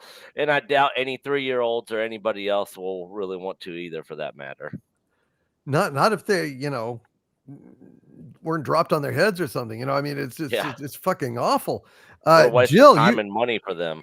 Yeah, no, I know. Jill, you wouldn't let your kids watch this, would you? No, this is the kind of loud nonsense, let's just say dumb kind of content that I would not put on for my children. I love Batman. I have watched the animated series with my son, and we had a good time with that. But the animation was beautiful in that. But it's terrible here. It's just, I thought you were joking when you said Batfam. It sounds like somebody's. It doesn't even sound like a real thing. It feels like a bad April Fool's joke that Batman opened up a daycare for villains. I don't understand what's going on here. That's basically it. And because Bruce Wayne is Batman's supposed to be brooding. Bruce Wayne's supposed to be the billionaire playboy. And I don't see that here at all. But I don't know who this is that I'm watching. I wouldn't know it was Batman if they didn't tell me that was him and he didn't wear a suit that somewhat resembled it. And so when Gary Ambrosia said something about Adult Swim, I thought maybe they're trying to do Drawn Together, but in the same Batman universe. But I don't know. It doesn't look good. Making the villain sympathetic, I think, as already noted, is annoying at this point. Like trying to make Cruella de Vil sympathetic when all she does is murder puppies. You kind of can't ignore the villain part of the villains. So I don't get that. No, you're right. I mean, there is no real redemption here. And I mean, you know, I can understand, you know, a social worker rehabilitating, rehabilitating villains. But then they come and live with Bruce Wayne. I mean, yeah, no, I don't know. I mean, they're privy to, you know, his identity and everything. I mean, yeah, right. No, and this isn't a secret. The whole town knows about them, and all of their antics will be. It might as well be a reality TV show where people watch this nonsense. And it looks like it's a kid show, but it's not. You know, none of it's going to be redeemable to any parents who might try to watch it. And hopefully, people don't just mindlessly put this on for their kids. God, I hope not. Okay. I hope not. Or they'll have mindless kids when it comes down to it. Sean, what do you think about this? Well, first of all, I got promoted. There you go. Yeah. Look. Yeah, Captain Kirk's taking a little longer, so they gave me a gold uniform.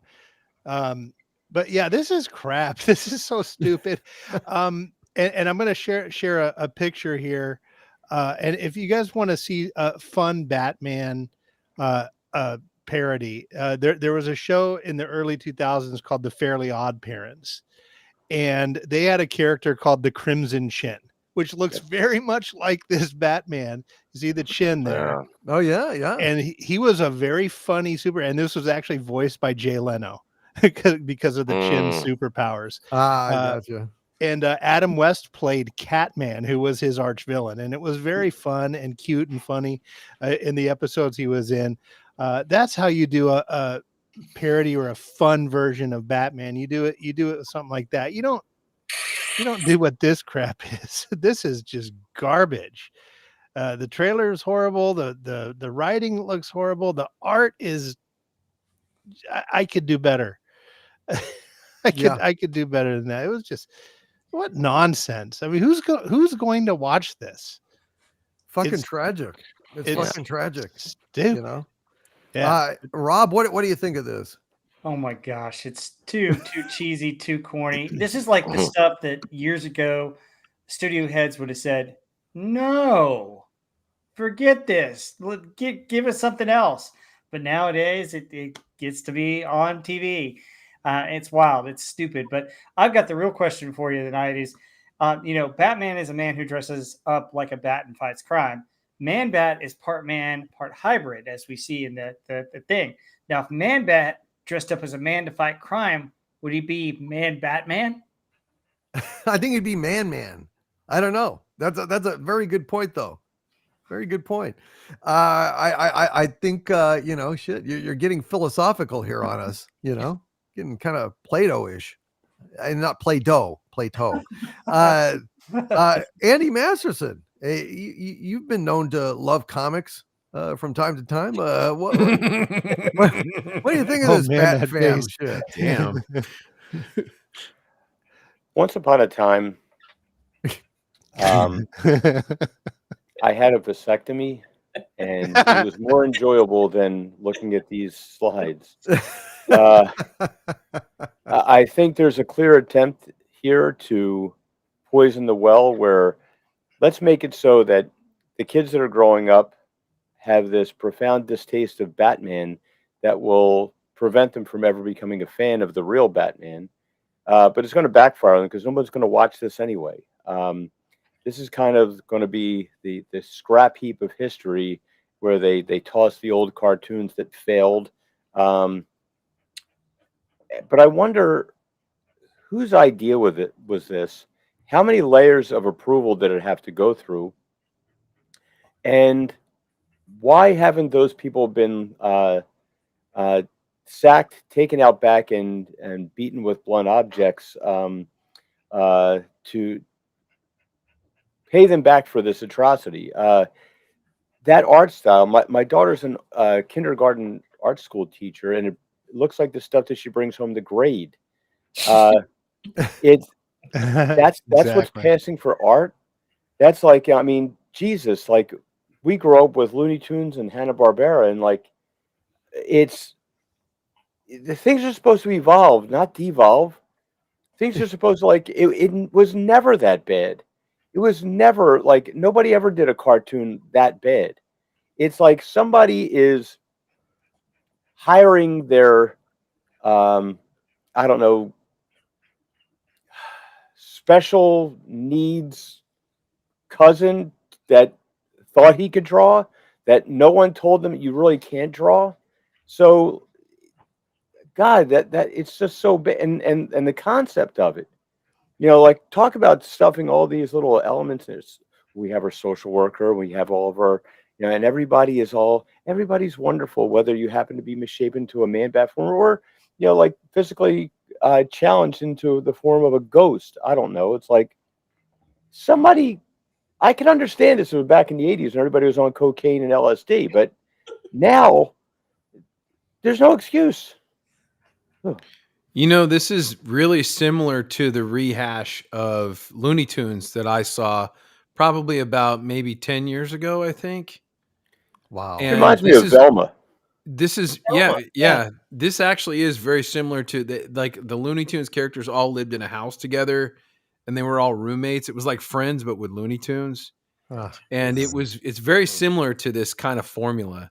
And, I think this is a little bit in the vein of Lower Decks too. Yeah.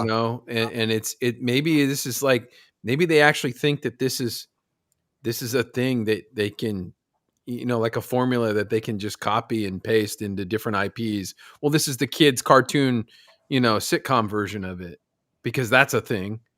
And it's Right. not. It's not a thing, I don't know, man.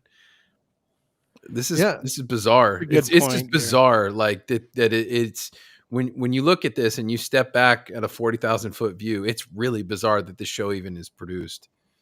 It is.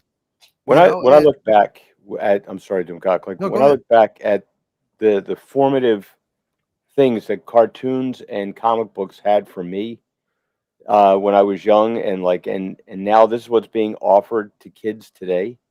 It's like, and they wonder why the comic book industry is dead, and they wonder why the cartoons are dead. Nobody wants to watch it, but yet everybody's buying the heck out of all the manga and anime stuff that's out there. It's like, because there's no quality being done here. Yeah. No, it's absolutely fucking true. It's it's a disgrace. It's a disgrace. There is nothing redeemable about this. So yeah, I just wanted to call that to everybody's attention. Heather L reminded me of it like last week, but I needed some time to gird my loins, so to speak, and suffer through it and actually grab a few screen caps to talk about it. Well, What? Now that it's out, maybe Doug Nelson can watch it and review it for us. Well, he's our crash test smarty, and he will give anything a try. I don't know if he would, but he might be like Meatloaf, but I won't do that. He won't. That's where he draws the line. I'd do anything for Doomcock, but I won't do that. Oh, very good. Wow. Hey, we got a Douglas Nelson impression here. Wow. Holy shit. How was it, Doug? Well, it wasn't all right. Well, it was okay. It's all right. All right. All right. You know what? Let's talk about Predator Badlands. We've got now I know that Gary has seen it and Nick has seen it. Has anyone else on the panel seen Predator Badlands? No. Okay. Well, we're going to let them sound off on it because there was some debate, and I made a video about it where, I believe it was the Hollywood Reporter reviewer said, this Predator is queer and we need to like proclaim it, because he's sensitive and, he's all about friendship and there's some comedic elements and a spunky little, blue monkey alien or something. And other people were saying that it's very good, that they really enjoyed it. So I'm interested now to get real people, folks. Mr. Horse, no, sir, I don't like it. Or will it be like, 2 thumbs up? What will it be?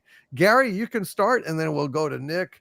What did you think about Predator Badlands? Well, I'll say right off the bat, it was not as bad as I thought it was going to be. All right. Having said that, I did fall asleep through a lot of it. I have a real critique about this, but I'm going to start off with saying some good things. Okay. The shots and the action scenes are beautiful. There's some great cinematography in this movie. Wow. I'm pretty rough on effects, but like some of the shots in this movie were super beautiful, really lush and cinematic. Some of them were the mixy mud shots where you can't really see anything, which is really annoying. I thought it was just a projector. It wasn't. It was choices between scenes. There's outdoor scenes where it's just beautiful, and there's indoor cave scenes where they're fighting, and it's just muddy. Which we see that a lot now. That's kind of a thing where everything's dark and you can't really see what's going on. Everybody's been talking about how like the Predator is kind of like a cuck or is gay or whatever they're saying. That's not the case. The Predator is a younger Predator who is trying to earn his place in the clan. This is right in the beginning of the movie. And he is not being accepted into his clan. So he has to, this is like a young Predator on his journey. Now, like I said, there's some cool stuff in the movie. There's like giant monsters fighting and stuff like that. There's some decent stuff in it. The effects are good. I'm not just saying that because Rancor Steve's brother did work on this movie. I'm not just saying that because of nepotism. I really do think that some of the effects are really great in this movie. The story was shit. The story was absolute shit to me. That was the problem that I had with it. There was some, like I said, I was able to make it through. I did doze off a little bit. I'm going to tell you the reason why I dozed off is because, there's a real art to to sound in movies. Sound is like 80 to 85% of a movie. I don't know if you guys realize that, but it's a lot. And Ben Burt, the guy that did all the sound effects in Star Wars, he's a great philosophy. He'll choose a specific sound and it will be it'll be chosen, and that will be the spotlight for the moment in the audio track. This movie sounds like it's just noise. You know, if you watch the waveform of an audio, you know, you've got like peaks and valleys, you know, and there's some sound and then there's tension and stuff. It works. It works visually as well. But I mean, the sound is it's just noise. So it gets to the point where you're like this. You're like, I just couldn't take it anymore, right?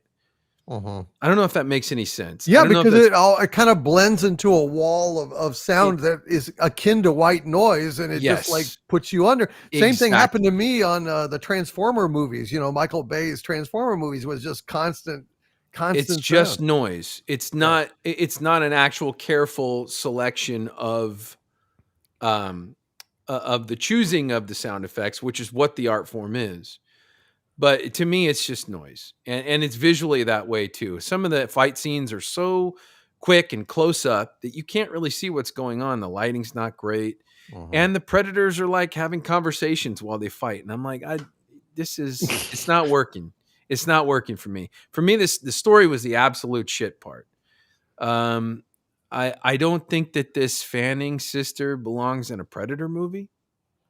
You know, we usually get like Arnold Schwarzenegger and you know, Carl Weathers and Jesse the Body Ventura, you know, Bill Duke. We get, you know, tough guys. Danny Glover, Busey, Bill Paxton, you know, I mean, even Maria Conchita Alonso, she's in the movie. You know, like we got the Fanning sister. Okay. You know, it feels like The Mandalorian, where you know, the you know, Mando character obviously being the Predator, and you know, the Fanning sister being, you know, Grogu. And it's like, hey, we're gonna get into adventures, and I'm like, okay. But really, visually, there's some amazing shit going on in this movie. Effects are so, man, we can go to any world now with the effects that we have. We really can. And the irony is that no one gives a shit when the story sucks. You know, and it really does irritate me when you've got hundreds of people that work on a movie. I mean, hundreds of people who work their asses off and are craftsmen in their trade and know a whole lot about how to bring this complete illusion to reality. And these writers can't even get a story straight for them to do their work properly. That's just an injustice to me. But you know, the story, like I said, it's just very disappointing. There's some great visuals in it. You know, there's some cool stuff in it. Other than that, it all comes down to the writing. It all comes down to the story. So, not a big fan. No, it always does. If it ain't on the page, it ain't on the stage. That's a cliche, but for a reason, because that's absolutely true. Well, Nick, what is your take on what this movie was about? So anybody that knows me knows I'm a huge Predator franchise fan, huge Aliens franchise fan. I love both of these universes. And when I heard that this movie was coming out and Trachtenberg was doing it, I was pumped. Then I saw the first trailer, and then I saw the memes of Michelle Obama and the Predator, which ruined it for me. Some things cannot be unseen. And so the whole time I'm seeing this, it's like an alien Michelle Obama running around, and I'm like, the memes ruined it. No. But outside of that, I was like, I was honestly thinking about skipping this, but I saw a lot of people out there that I tend to agree with on movies and entertainment that were like, this was actually a fun movie. So I was like, let me go check it out because I am a fan of the franchise, and I actually enjoyed it. I had fun with the movie. I thought I was gonna hate it. There wasn't any overt woke nonsense in it. I wasn't a fan of the CGI Predator faces. I much would prefer the practical effects of the original films. I agree. 100%. And like it was, and this is the other thing about the newer Predator movies. You know, when you have them looking through and you see their vision with the thermal and all that sort of stuff. Um, you know, it's too clean. It's too clean, too crisp. Like I like the sort of fuzzy graininess, kind of blobby, vision from the original film. Uh, so I wish they would have changed that up. I saw a lot of people talking about Predator, how it was Disneyfied. There is 100% argument to be made there, with the Fanning sister, and then there's another character. I'm not going to get into spoilers, but there's another cutesy character that's up that comes along, for the journey that plays a role all the way up to the very end.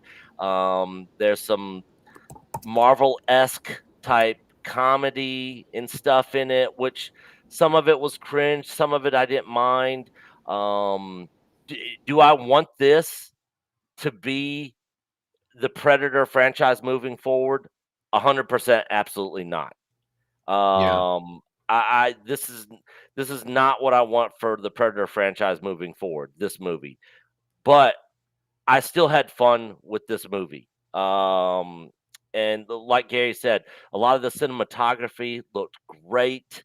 A lot of the action sequences I thought were pretty well done. Um, but and it being a PG-13 movie, no blood, nothing like no cuss words, no blood. Oh, I didn't know that, Nick. Yeah, so Ugh. all the characters are all synthetic. There's no human characters in this film at all, from start to finish. Not a single human character. That's how they get away with the PG-13 rating, because it's all there's lots of violence in it, and there's gore and stuff in it, but it's all synthetic deaths, creature monster deaths, stuff like that. That's how Mhm. they got away with the PG-13 rating. And of course, there's no humans, so there's no foul language. You could easily take a 10 or 12-year-old to this thing. I Yeah. mean, I saw the original Predator film when I was like 8, and I loved it. So, Yeah. this is very tame, versus the first one. Uh, but yeah, all in all, like I said, I had fun with it. I enjoyed it. I didn't hate it. I didn't love it. I would recommend people go out and check it out. A lot of stuff like Alien Earth, I'd tell people skip it. Don't even waste your time watching it. Other than maybe like the first episode, the fifth episode, or you could watch the fifth episode first actually, and go back and watch the first. Skip the rest of the show. But I would recommend people to go check this out for themselves and decide for themselves. I think it's worth your chance, or I think it's worth the money for you to take a chance and kind of judge it for yourself. And surprisingly, it had a very minimal budget. I think it was after the tax credits and stuff. I think they're before marketing and all that. I think they got in under 100 million for production. So this thing doesn't have to do, bang buster at the box office to break even. Um, I'll be surprised if it does. I think it has potential to at least break even for sure. I think I was looking at some numbers the other day. I think it's around 250 million. It's doing pretty well. Yeah, Yeah. yeah, So, yeah. 80 million worldwide opening weekend. So it's. I mean, it's doing better than most of the other Predator movies have done in the past opening weekend. And I you know, I think that has a lot to do with word of mouth. You know, there was a very few people out there that I listened to that I trust with their opinions on movies and entertainment that didn't like it at all. For the most part, people kind of felt the same way I do or Gary did. You know, it was an okay movie. You know, as a one-off Predator film, I kind of felt the same way about Prey. You know, I was like, oh, this sounds dumb. You know, that's not what I want for Predator moving forward also, but I watched Prey and I was like, that actually wasn't bad, you know. I didn't love it, but it actually wasn't that terrible. And I kind of feel the same way about this one. All right, fair enough. Hmm. I don't think anyone else saw Predator Badlands at this point, although Israel R had a question about how do you guys feel, how does the panel feel about Frankenstein, Guillermo del Toro's Frankenstein? Now, Rob Not seen expressed his admiration of it. Nick, had you seen it? No, I've not seen it. Heather, did you see it? Yeah, I've seen it. Well, why don't you tell us how you felt about it? Yeah, I really loved it too. Great take on it. The cinematography is really beautiful. Just the scene, the look of it. Really enjoyed that. The story is great. Poe Dameron actually does a really good job as Victor Frankenstein. And I found a lot of the parts of it like more disturbing in this version as they're putting together the monster, just kind of the human gore of it. And just kind of some of the themes in it were very disturbing, more disturbing than like watching the classic monster movie. Story is really intriguing, much closer to the book, not 100%, but more similar to that than the other versions. But yeah, I loved it. It's definitely worth seeing. I really enjoyed seeing it. Did you see it in a theater or a streaming? No, I had to see it in streaming. Just with everything going on, I couldn't get to the theater. So unfortunately, I was trying to go, but couldn't make it there. Well, This would be great at the theater because it's beautiful. The whole movie is really beautiful. I wish I could have. Well, I that's recommend awesome. And if you can get to the theater, I would try to see it in a theater or on a biggest screen possible because it's really the cinematography and the way it's shot is really awesome. Great looking. Well, that's awesome. You know, Israel R was interested in this, and Rob, you said you gave it like an 8 out of 10 or something like that. Yeah, 8 to an 8.5 out of 10. It's slow in a few parts, but other than that, I mean, as Heather mentioned, cinematography is great. The story is great. You're in this movie and you get lost in the story. It doesn't have any real world politics or anything like that. Right. It's got a defined story character arc for your main characters and for your side characters. And it has all kinds of interesting stuff that you're sitting there and entrenched in the story. So it did exactly what I wanted a movie to do for a while. And it was awesome. And it needs to be in theaters. Netflix, it's a big miss. They should, if this were in theaters, it would be knocking the doors off anything that's out there right now. The way that they animate the monster just kind of made me cringe. I mean, it was just like, because it was more like a human body and the way they add like the energy going into it, I was just kind of like, ugh. It was Wow. It was creepy. It was definitely good. It's just a shame they didn't do it for Halloween and put it, massively in the theaters. Right. You know, Yeah. Project Cambrian in the chat says, I saw it. It was good and a little off. I was disappointed by the makeup, the healing factor and super strength. What the fuck? Good, but also something off. B minus 3.5 stars. So that's where Project Cambrian came from. And Nexus Game Ring says it was good. So there's folks in the chat who are agreeing with us that it was generally good. The restart point in the chat says some of Victor Frankenstein's motivations felt contrary and some scenes missed, but overall it was a solid good.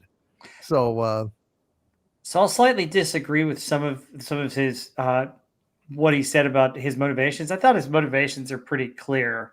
Yeah. Pretty right on. I mean, it tells the story. I'm not going to give it away, but you kind of sit there and go, you kind of feel for him a little bit. And I think Heather just dropped, but I'm sure she would agree. You kind of feel Victor right at first and his methods or his reasons for some of that. Yeah, I think his Mhm. motivation is pretty straightforward. Mhm. So I didn't really get that. What is this trend that goes on where we get these great horror movies, but they're released after Halloween? Yeah. I don't Like, know. what is the deal with that? Or before. Well, you know? I mean, like the beginning of October would be great because then you Yeah. can build up to a couple of weeks. As soon as it starts to get slow, sometime around Halloween, people are nostalgic for it. I mean, like it seems like a no-brainer to me, but what the hell do I know? Yeah. Well, we don't know. We don't know what day Halloween's going to fall on every year, so you have to try and Well, no, It prognosticate. could be the 1st of October, Andy. yeah, just you know, October. like, Just October. I mean, release it the first weekend in October and let it Yeah. run through October. I mean, Andy, you and I celebrate Halloween September 1st, man. That's I was just being a That's what smart we ass. do. Like it's kind of like Christmas is coming on the 25th of December. Halloween, we always know where it's going to be, but somehow they just kind of mess up the timings. get it. Sort of like the guy who failed at his porn audition. that's right. Andy was jesting, says London I 19657. feel like a boomer. I'm sorry. Yeah, Andy. well, we shouldn't all I be was missed it, though. tired. It was very subtle. So let's talk real quick about some interesting news about the Star Trek franchise. There's been these rumors going around, and my a longtime source has kind of confirmed some of this. But the story going around is that Paramount is canceling No Trek, or Secret Hideout Trek, whatever you want to call it, following the news that Skydance is ditching the J.J. Abrams Star Trek universe, the Kelvin universe. There's a rumor that they're going to give a full cinematic reboot to Star Trek, a complete restart. Simon Kinberg has been hired to rebuild the whole thing from the ground up, a fresh start. The rumor says that this film by Kinberg is being developed as the start of a brand new trilogy that will replace everything from the Secret Hideout era. In other words, they're acting like it never happened, like it never existed. According to this rumor, Paramount wants the first movie in theaters Christmas 2027 or early 2028, right after the current crock of shows gets crapped out and forgotten and flushed. So essentially, Skydance is canceling this horrible Mikey Spockish universe that has afflicted Star Trek since 2017. Anti-derivative Jill, what have you heard anything about this, and what is your reaction? Because I know you love Star Trek like I do. I do. I love Star Trek so much, and this is like a dream come true if it is true. So I'm trying to do what you always say: take it with a grain of salt. I know I haven't heard a whole lot of other things very specific to it, but I've heard ancillary things that kind of back up what's going on here. I know it's only a rumor, but so I know that things don't always go as we want, and I don't want to get heartbroken in case it isn't Right. true.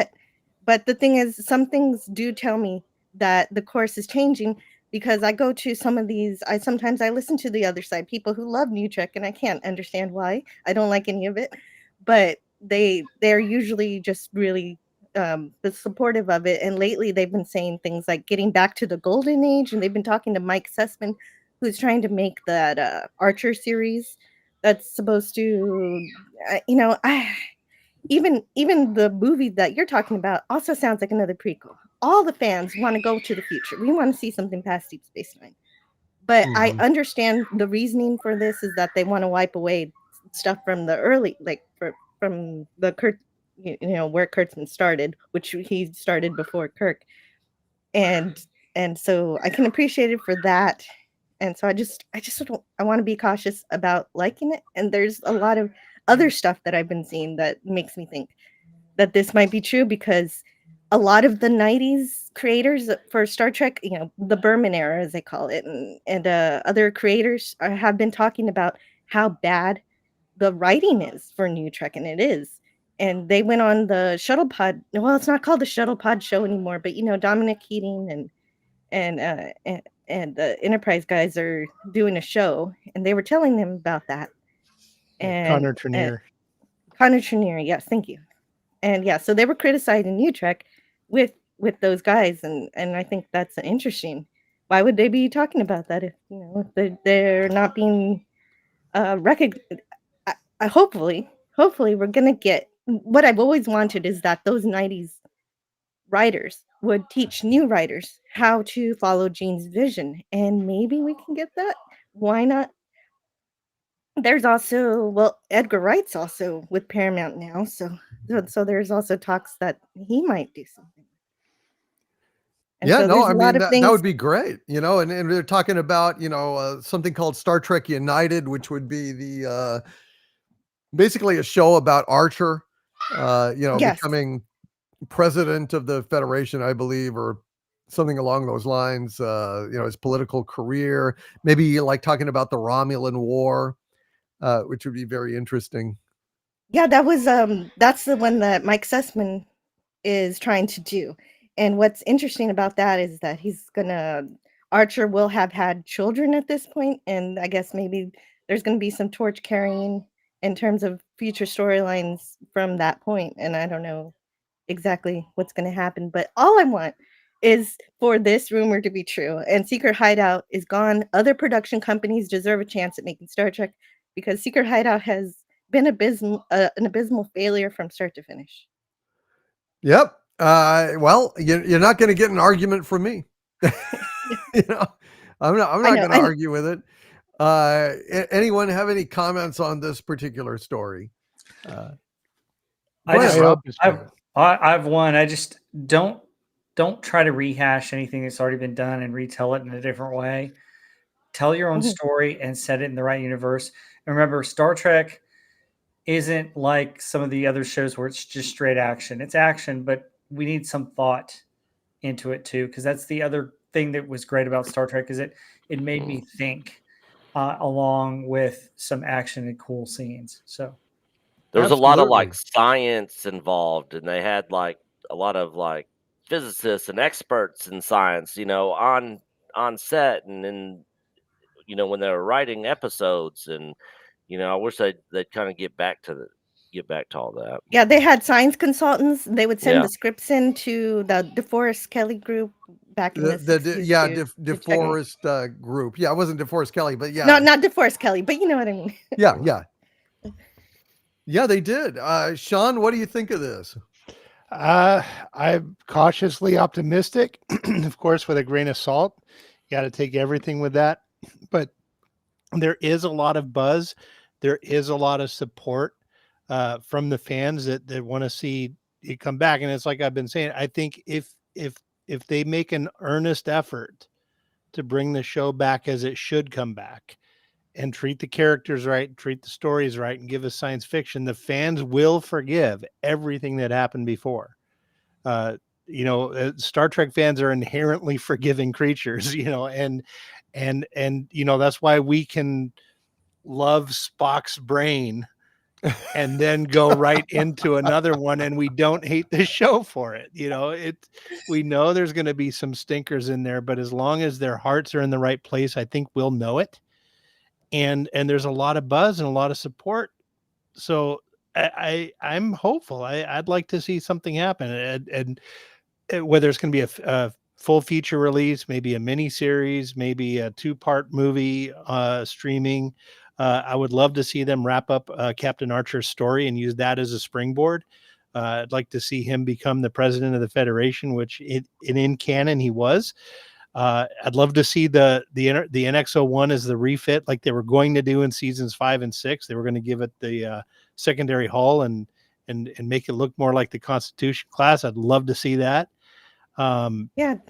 let's see it, man. Let's bring it out. I hope Skydance and Paramount recognize the buzz and the desire from the fans here, and grab it and go while they can. They don't have much time, but let's see something. I think we will. I think we're going to see something, and whatever it is, it's going to be better than what we've got. I agree. And, I mean, I have much more enthusiasm for a, Star Trek United with Captain Archer than I do with, what are they calling it? Star Trek Legacy, picking up at the end of Picard season 3. Fuck that. Oh, Yeah. we'll not even look at a frame of that shit. So let's hope that there's something to this. Anyone else have any comments on this? Shin Godzilla out there in the chat says, please, no more prequels. Set it right after Nemesis with a new cast and ensure it aligns with the ethos of the original series. Yeah. Yeah, I agree with that. But Sean just said something about the refit. Doug Drexler worked hard on that refit, and it just hasn't gotten the screen time it deserves. But I agree with that too. Move forward past DS9. Give us a new ship, new crew, and new adventures. Yeah, new ship, new time. I don't want to see anything pre-original series. But my thing is, I mean, I disagree slightly because, I mean, there were 12 starships in the fleet. And, I mean, you could go on one of them and, where the Enterprise went right, this ship goes left. I still think that the best design aesthetics and the best sets and the best ships were in that era. It was the most attractive era, the most visually exciting era. The rest of them look drab by comparison. The fucking Enterprise D looks like a Howard Johnson's in space with the carpet and everything. It's like, expect a milkshake dispenser over there. Looks like they have mini golf just beyond the camera. It really does. It looks like an indoor mini golf. That's fucked up. I know there's kids on the Enterprise, but do they have to be amused by 18 holes on the fucking bridge? 3 of them Troys. But I digress. The Enterprise another ship in that era, in the TOS era, yeah, that'd be good. But I just like an entirely different crew and ship and entirely different like encounters. That would be good. Just basically do what like Star Trek Continues did, but on a different ship. Right. The lighting's all the same. Those party color lights, and the hire Vic Mignogna and be done with it. Yeah, right. I think that would be super fucking cool. Style the music like it. That's not a bad idea, Doom. That would be pretty badass. Yeah. That would be very badass. That. But I don't think that's what they're doing. They're trying to go earlier than that and fill in every second of time. Well, that's fine. But once they get there, you could then have a TV show like that, with the actual, that's what we want. Give it to us. Look at Sean, for fuck's sake. He could have put Deep Space Nine on there. He could have put, the mini golf course in the Enterprise D back there. But no, he wanted NCC 1701. No A, no B, no C, no D. Or fuck. Honestly, I'd like to see the look at that. Rachel Garrett and the Adventures of the Enterprise C. I thought she was amazing, Captain. That whole crew was that yesterday's Enterprise is one of the best damn episodes of Star Trek ever. 100%. That was a fucking Rachel Garrett, man. That's how you do a female captain. Yeah. Even Guinan was good in that episode. Yes. Yeah. And that's how you do an alternate universe too. That is, man. That is. So hopefully maybe Skydance is, listening in, run with that, go with that. Cause I think you'd find a receptive audience.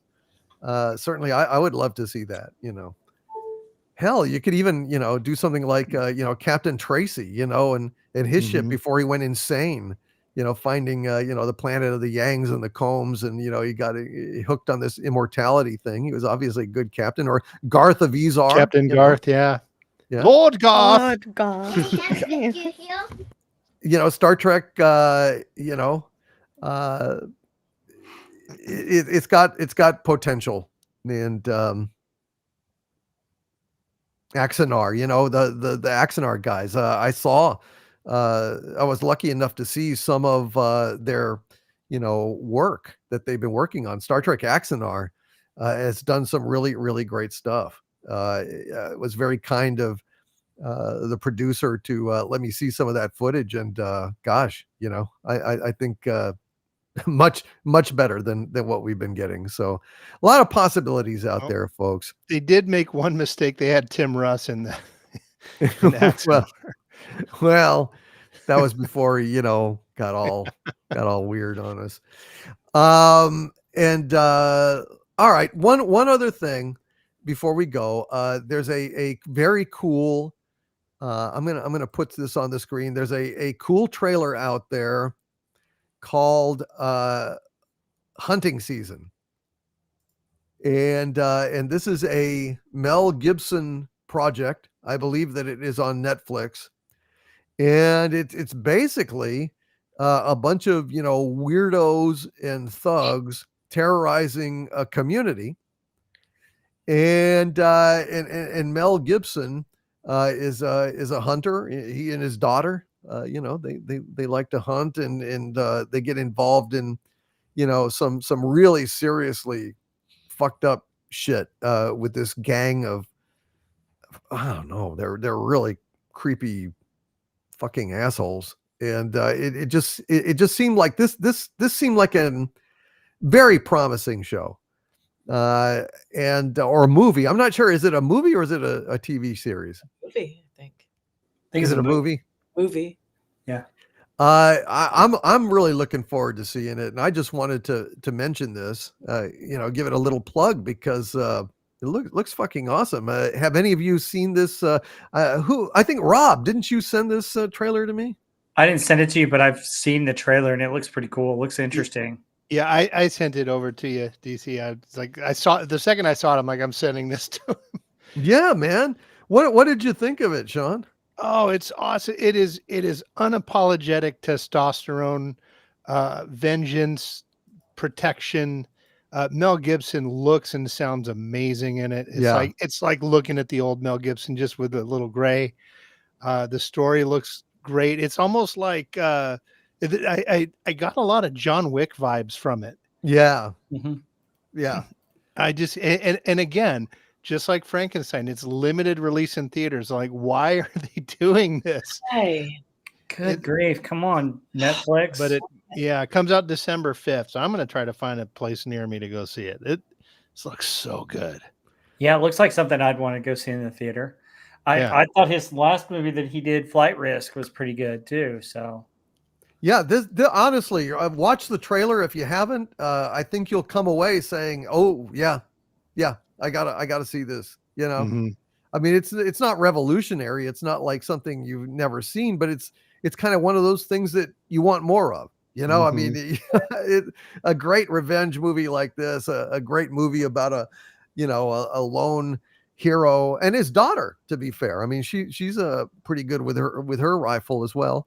And they're going to take a stand, father and daughter, against these fucking maniacs. it kind of reminded me of like an old Clint Eastwood, like a Dirty Harry type movie where they just, there's a bunch of bad guys and there's no mercy. They just, whoop ass on all of them, take them out, and just it was super intense. It it did have a bit of a Western formula feel to it. Yeah, I was very excited by it. So anyone else have anything to say about this before we go to a few super chats, and then we will get to our movie this week? Anyone? You can't go wrong with Mel Gibson. Yeah, absolutely. And I want to send a shout out to Osaka Chandal out there in the chat.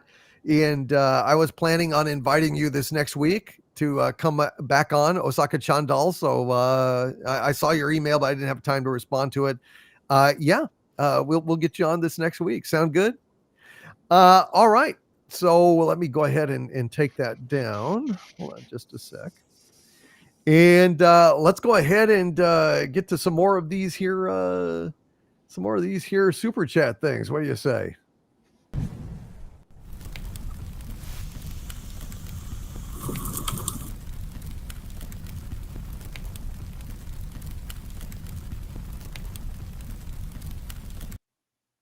All right, folks, let me go ahead and pick up where we were on those super chats, and thank you all very much for your patience.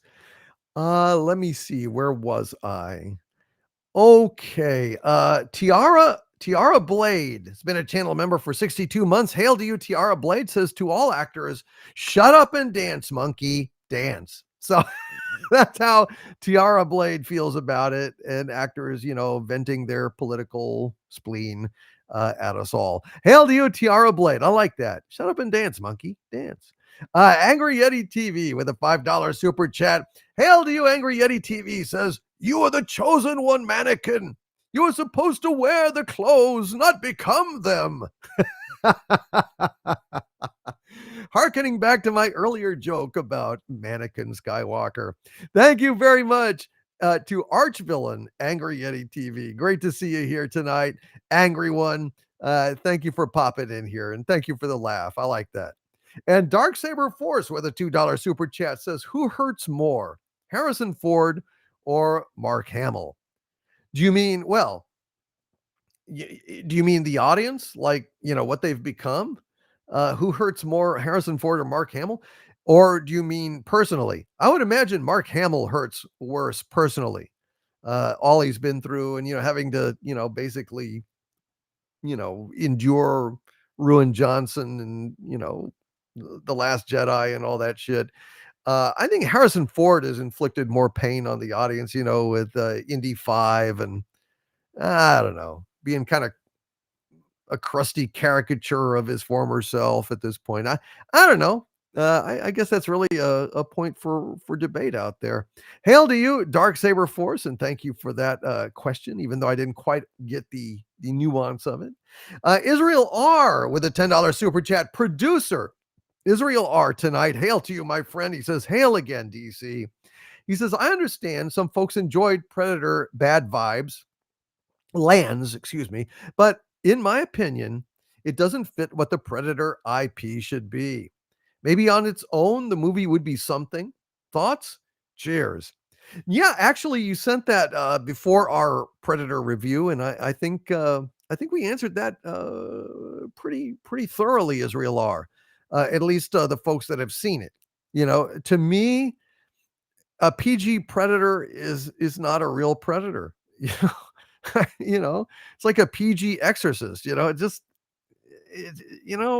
Some things got to have fangs and claws and balls, and if you don't have it, then you don't really have a Predator. I mean, look what they did to Alien Earth. It started out really intriguing, had an awful lot of good things about it, and around episode 6, 7, 8, it just ground down into something where I don't even want to watch it, even though it's been renewed for season 2. It's gonna be pulling teeth to watch it. Little Mary Sue synth, Cynthy Sue. She can talk to the Predator. She can, she's mama to the Predator, the alien, excuse me. It's her pet now. It's her lap dog, and it's just the whole thing. She was just the ultimate. She can hack all the cameras. She can control the alien ahead of everybody. She's the leader of all the synths. She's just the bestest ever. And I pass on that shit. Old Man Bird with a $4.99 super chat. Hail to you, Old Man Bird. He says Star Wars is dead. No one gives a shit about what Pedro Pascal Jr. or AKA Oscar Isaac has to say. So Old Man Bird considers Oscar Isaac Pedro Pascal Jr. That's very unkind, and yet oddly accurate. Yes, oddly accurate indeed. Hail to you, Old Man Bird. And Jack White is at the very least a producer tonight, folks. Jack White is a anime and manga expert and a expert on gaming as well. He has a lot of experience and a lot of things to share. And he has a few more movie suggestions here. Jack White with a $20 super chat, actually two $20 three $20 super chats in a row. Hail to you, Jack White. Jack White, producer, maybe executive producer at this point, says, also, he says, for Dirty Harry the Enforcer. Yeah, we did the original Dirty Harry. I don't think we've done the Enforcer. the Humphrey Bogart, The Enforcer. Yeah, you told me that Humphrey Bogart did a movie called The Enforcer. I've never seen it. And I love Bogart. The Godfather, we should definitely do The Godfather. The Godfather Part 2, those are excellent suggestions. Inside Man, On the Waterfront. Yeah, Elia Kazan, Marlon Brando, On the Waterfront, classic. Sound of Freedom. Sound of Freedom is awesome. The original Spider-Man, the Sam Raimi Spider-Man. We did Spider-Man 2. We really should do the original Spider-Man. It was excellent as well, although not as good as Spider-Man 2. That's one of the rare sequels that was better than the original. And the original Star Wars trilogy, when? Yeah, no, I think a lot of those are really, really great suggestions. Although we'd have to find Humphrey Bogart's The Enforcer at some point. The Godfather is something I feel like we should have done a long time ago. The original Spider-Man, absolutely. The original Star Wars trilogy, I don't know. I think enthusiasm is dimmed for Star Wars. I really do. I don't know. I don't know that there would be a lot of enthusiasm on the panel for doing, Star Wars and Empire Strikes Back and Return of the Jedi. I'll never lose enthusiasm for the original trilogy. Wow. Well, that's good to know. So, okay. Neither. Maybe there's potential then, Jack. Maybe there's potential. And Jack continues with 2 more $20 super chats. Hail to you, producer Jack White. Hell, maybe executive producer. He says, the whole calling people racist and Yahtzees was all just a tactic by leftists to shut down debate and dialogue because their ideas can't stand up to scrutiny. So they had to do that so they could get their revolution. Yeah. I mean, there's nothing that shuts down discussion and civility than demonizing the opponent. And when you just, break out the worst kind of insult that you can give, it just shuts down any kind of civility and tolerance and a spirit of debate that is essential to a free people, a free society. So really, it's a terrible thing to have allowed this villainization of our fellow citizens. It's worked against the country, and patriots, genuine patriots, should avoid that kind of thing. It's a terrible thing. And Jack says, Harvey, the ladies of The View are looking forward to meeting you. What? Holy shit! I think I'd rather sit down with Mari Povich than the ladies of The View. Oh. Yeah, like Harvey hasn't met them already. Go fuck yourself, Andy. Go fuck yourself. You grab your fucking action figure of choice, preferably with a pointy helmet, and shove it where the sun don't shine, asshole. And in response to Jill, I'll finish the super chat, Harvey. He says, in response to Jill, a lot of the people McCarthy accused were actually guilty. The proof of that came out when the Soviet Union fell back in 91. Interesting. That's interesting. I don't know about. I mean, maybe a lucky guess, but the guy was a real shark. He didn't have a fucking list, did he? Did he really? Royston S. Bailey with a $2 super chat. Hail to you, Royston S. Bailey. He says, George Orwell is the exemplar for political art. Yeah, no, listen, 1984 is, I mean, it was prophetic. I mean, it's maybe one of the most important books ever written. And, in the spirit of it, if not the execution of it, Big Brother had, big, TV monitors in everyone's apartment spying on them. Well, we Orwell didn't realize that, people would willingly carry that shit around in their pockets, so, what are you going to do? It's a sad situation. Jack White with another $5 super chat. Hail to you, Jack White. He says, Razor Fist did a good video correcting the record on that 4 months ago. You can find it on his YouTube channel. Hey, dude, send me a link to that. Thank you, Jack White. And hail to Razor Fist out there. Appreciate it, Jack. And thank you very much for being a producer or maybe even an executive producer on Pop Culture Breakdown tonight. And Jack White also says with a $5 super chat, please don't forget to cover the Microsoft news on next week's show. Yeah, I actually sent out to all of you panelists a couple of videos about this situation. It might be an interesting story. We might want to go ahead and talk about that next week. And Clint Skinner 007 with a $2 super chat says Doomsday, Attack of the Member Berries. That's basically kind of what we're looking at, unfortunately. I suspect. I mean, we don't know. We don't know. And I'm going to keep an open mind, and I'm going to hope against hope that Avengers Doomsday turns out to be a throwback to the greatness that was the MCU in its prime. I hope so. I don't know, but I hope so. Royston S. Bailey with a $5 super chat. Hail to you, Royston S. Bailey. He says Star Trek, the original series, episode A Private Little War, was written by a team with a range of views on the Vietnam War. Hard thing to pull off. Impossible today. Yeah.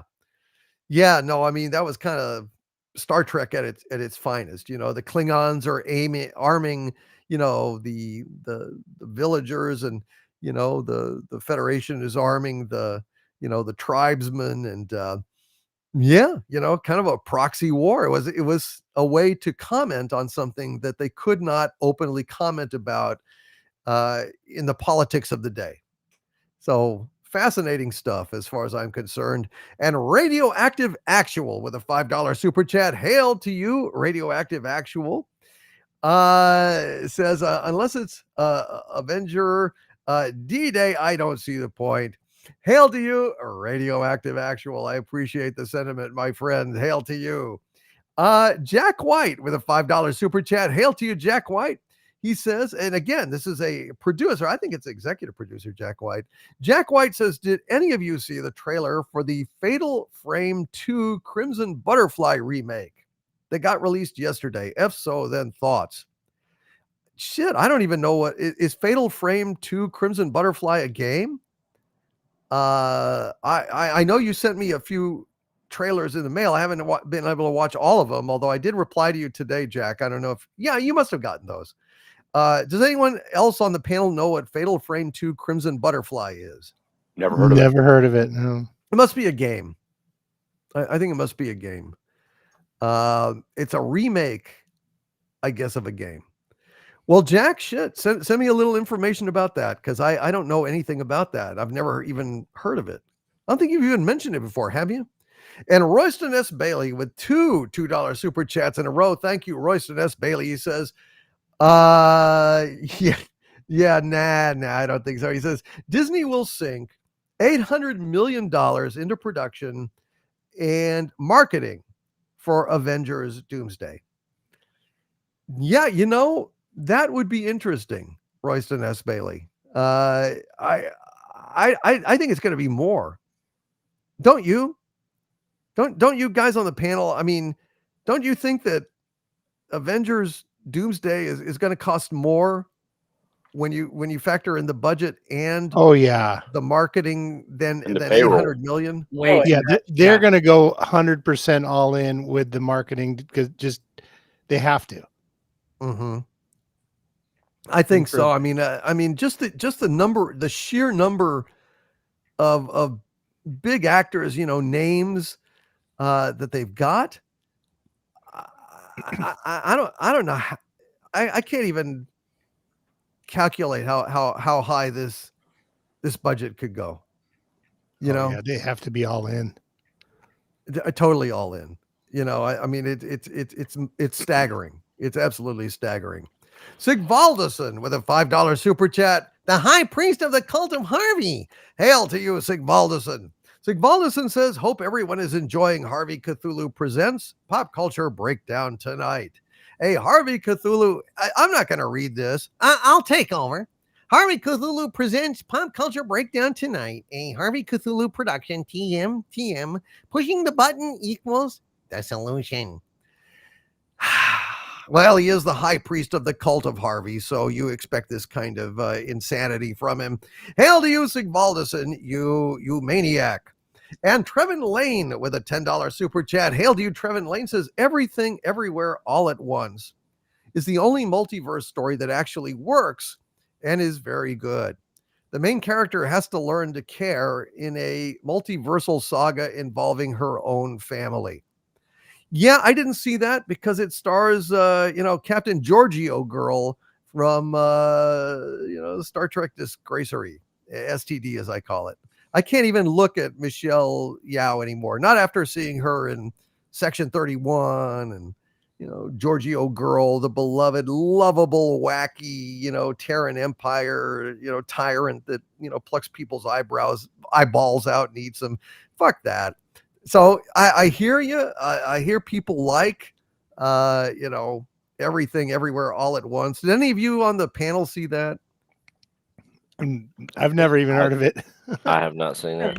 No, She won an Oscar for it, I think, but I I can't. haven't heard good things though. I can't take a look. I can't even look at anything she does anymore. She just, I just fucking can't do it, dude. I can't do it. My dear friend Kurt James, with a $20 super chat. God bless you, Kurt. It's good to see you here, buddy. And Kurt James says, speedy recovery to MV, with a heart there. God bless you, Kurt. And we're really glad that you're okay, man. It was dicey. You were over in the hospital the other day, and we were worried about you, man, but I'm really glad that you're okay. He says, hail panel chat, Sabu, Skull of Calderon, Harvey, and our hero and supervillain, Overlord DVD. Kurt James says, I enjoyed Predator Badlands, but it definitely deviated from the action sci-fi to action sci-fi rom-com comedy. So basically it kind of deviated from the standard Predator thing and became a little more comedic, a little softer, a little less hard edge, which is not what you really want from a Predator movie. And Trevin Lane in the chat says, Michelle Yeoh is talented as an actress, but STD is just badly written slop. The best actor on the planet can't make bad writing work. Well, and yet when I see her, I think of it, so I don't see her anymore. That's just the way it is. I know maybe it's narrow-minded, but it's my mind, and I can be narrow if I want. I just can't stand her. I can't stand to look at her. Jack White, who is definitely an executive producer tonight. Hail to you, Jack White, and God bless you, brother. He says, with the pushing to get more of the JFK files out, especially with Paulina Luna getting the Russians to agree to release their files on the assassination, it would be a very good time to go through the movie JFK. Well, that's a good point. I mean, if they do release more information about it, that might be the time to talk about the movie JFK. I understand it's fairly accurate, that Oliver Stone did a pretty accurate job on it insofar as, his research revealed. Now, how accurate it ultimately is, I guess would be up for debate. And executive producer Jack White says, with another $20 super chat, plus the JFK movie is about the New Orleans prosecutor who went through the Warren Commission report back in the 60s, which was close to 900 pages, and found a lot of unanswered questions and BS stories in it. It's a complicated movie. And I'll take a look at it again. I'll take a look at it. It's been a long time since I watched it. I think it's a prime for a rewatch because it's an interesting topic, isn't it? Well, it's based on the book on the Trial of the Assassins by Jim Garrison, and Jim Garrison actually makes a cameo in it as Chief Justice Warren. So, do you feel like it's a good movie? Oh, I think it's a good movie. I liked it. It piqued my interest, and I wrote papers on JFK when I was a kid because my parents were always discussing it, and I've got unique family history in the area from it. But it's just it's interesting. I still watch some stuff on JFK conspiracy stuff, but as far as theories and stuff, I don't know. I've heard all kinds of different crazy stuff. So when are we going to get the truth? Are we ever going to get the truth? I don't think we're ever going to get the truth. Didn't the president say something about if it was the truth came out, it would be so upsetting to people? I heard him say that he's seen it and he goes, it wouldn't surprise anybody at this point. Okay. Interesting. But I'll tell you, Donald Sutherland was so good in JFK. He is such a good scene. He's a great actor. Always a great actor. And Trevin Lane with a $10 super chat.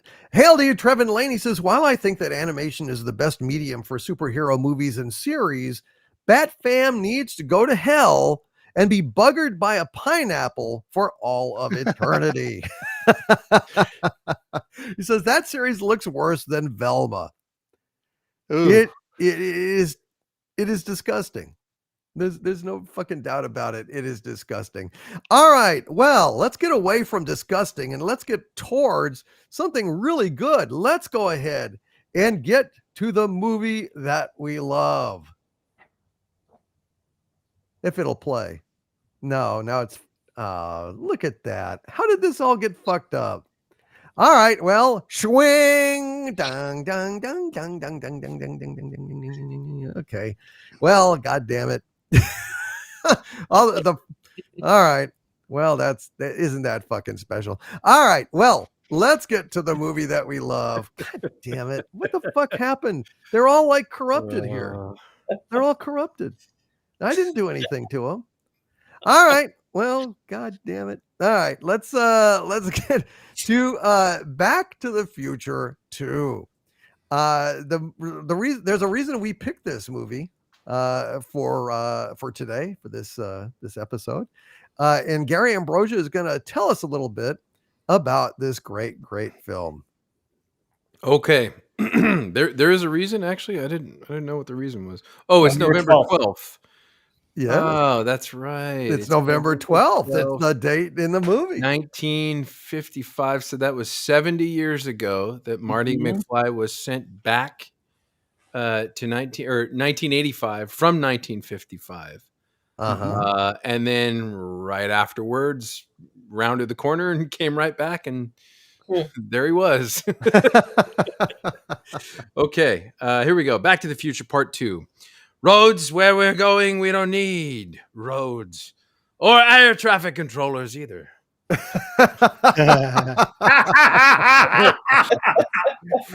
making lemonade out of lemons. For all you guys that were traveling this week. The sequel to one of the greatest movies ever made, starring the 29-year-old teenager from Family Ties, Professor Plum. That girl who fucked a duck. Not starring Claudia Wells and Crispin Glover. Written by Bob Gale, directed by Robert Zemeckis, produced by Hollywood slay queen Kathleen Kennedy and her wife Frank Marshall. Yay! Produced on a $40 million budget and brought in over $333 million during its worldwide theatrical release. Was a massive hit. Wow. The massive success of what was nearly a doomed production in Back to the Future led to the inevitable conclusion that is probably best summarized by Mel Brooks: the search for more money. Having ended the first film on a joke, Bob Gale and Bob Zemeckis now needed to reverse engineer that final punchline of Back to the Future into a complete shooting script. First things first, the two Bobs only agreed to make a sequel if they had their primary cast back. Universal was able to secure not only Michael J. Fox, whose lengthy Family Ties contract was now coming to an end, and Christopher Lloyd, but were also able to bring back Leah Thompson and Tom Wilson in their respective roles as Lorraine Baines McFly and Biff Tannen. A first draft of the script was then completed, which saw Marty and Doc traveling into the future of 2015 to stop Marty Jr. from making the biggest mistake of his life. Then back to 1967, where Lorraine was protesting the Vietnam War, George McFly was teaching at Berkeley University, and Marty McFly was somehow thrown in jail.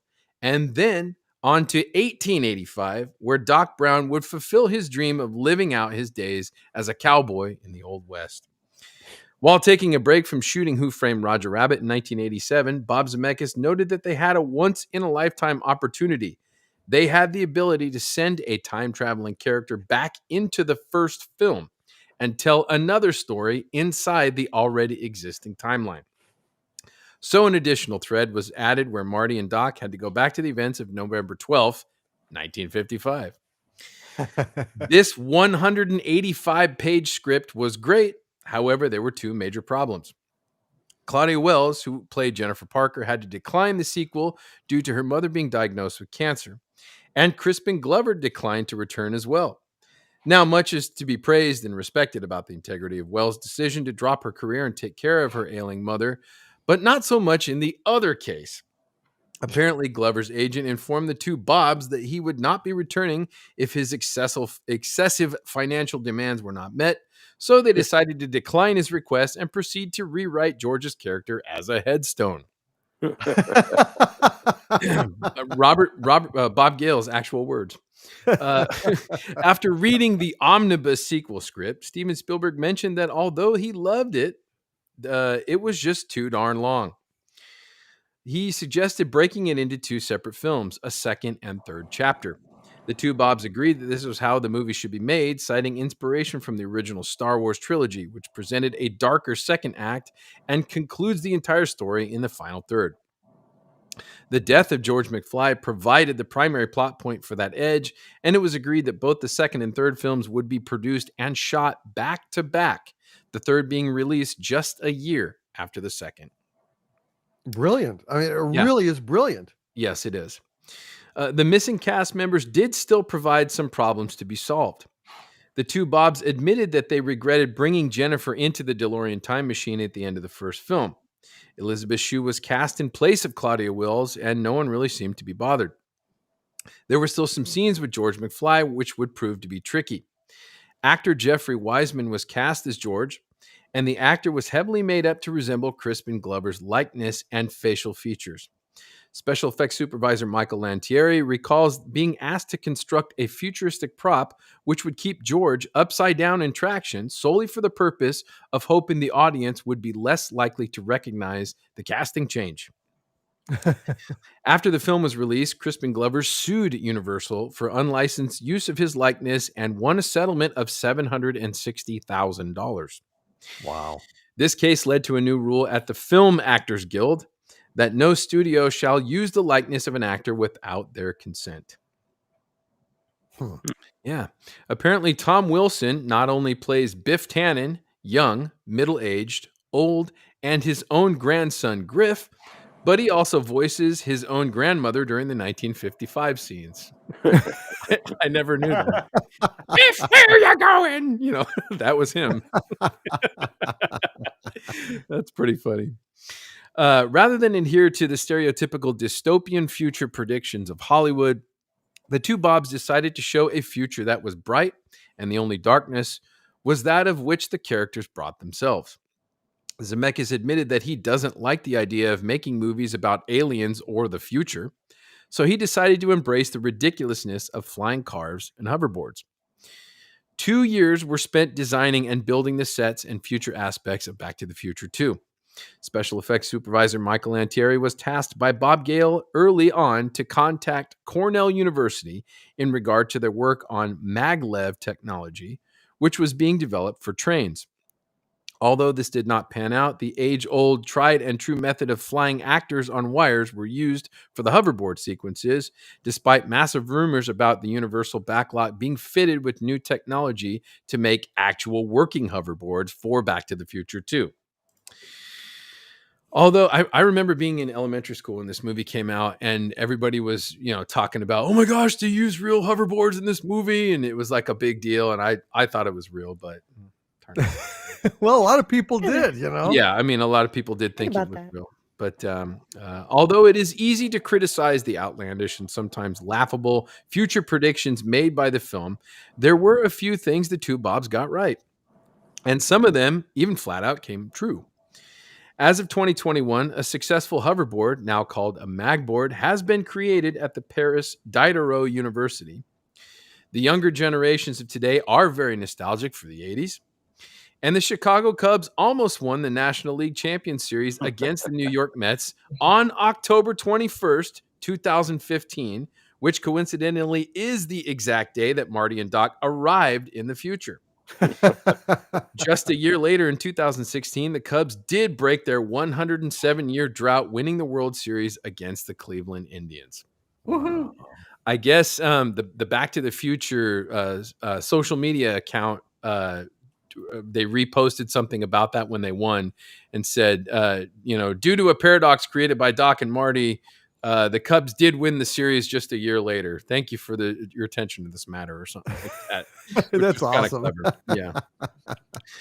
The casting for Back to the Future 2 appeared simple on paper. However, it was not only Leah Thompson and Tom Wilson who had to play various incarnations of their own characters, but Michael J. Fox as well, who played not only Marty McFly, old and young, but his son Marty Jr.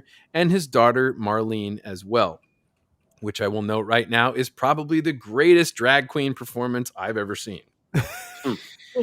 To complicate matters, the two Bobs wrote the characters interacting together in the same shots. And to complicate them even further, Robert Zemeckis wanted the camera shots to be moving. This brought Industrial Light and Magic to the table, who designed and built the VistaGlide camera system. The VistaGlide would be able to program in a camera movement, allow a shot to be filmed of one of the younger characters, and then reset to shoot exactly the same shot, but with an older character being played by the same actor in a different position in the frame. The result was an optically composited, not digital, moving shot of up to 3 characters played by the same actor. Wow. Industrial Light and Magic was nominated for an Academy Award for this technology, on their work in Back to the Future 2, which also pioneered some amazing flying car model to real life transition shots seen in the film. Those are pretty incredible. I don't know if you guys noticed, but there's a scene where when Biff gets out of the hover cab, the real cab drives past Biff, and as Biff kind of crosses the frame in the opposite direction, a model takes off, and he's kind of like the transition between the two. It's pretty seamless. The same thing for when the DeLorean lands. It's the model DeLorean landing, and then as the camera sort of passes by a light post in 1985, it transitions into the driving DeLorean. Oh man! And it's seamless. It's really, really seamless, and it's all done optically. It's done on film. Mm-hmm. I mean, like that's pretty amazing. But let's see here.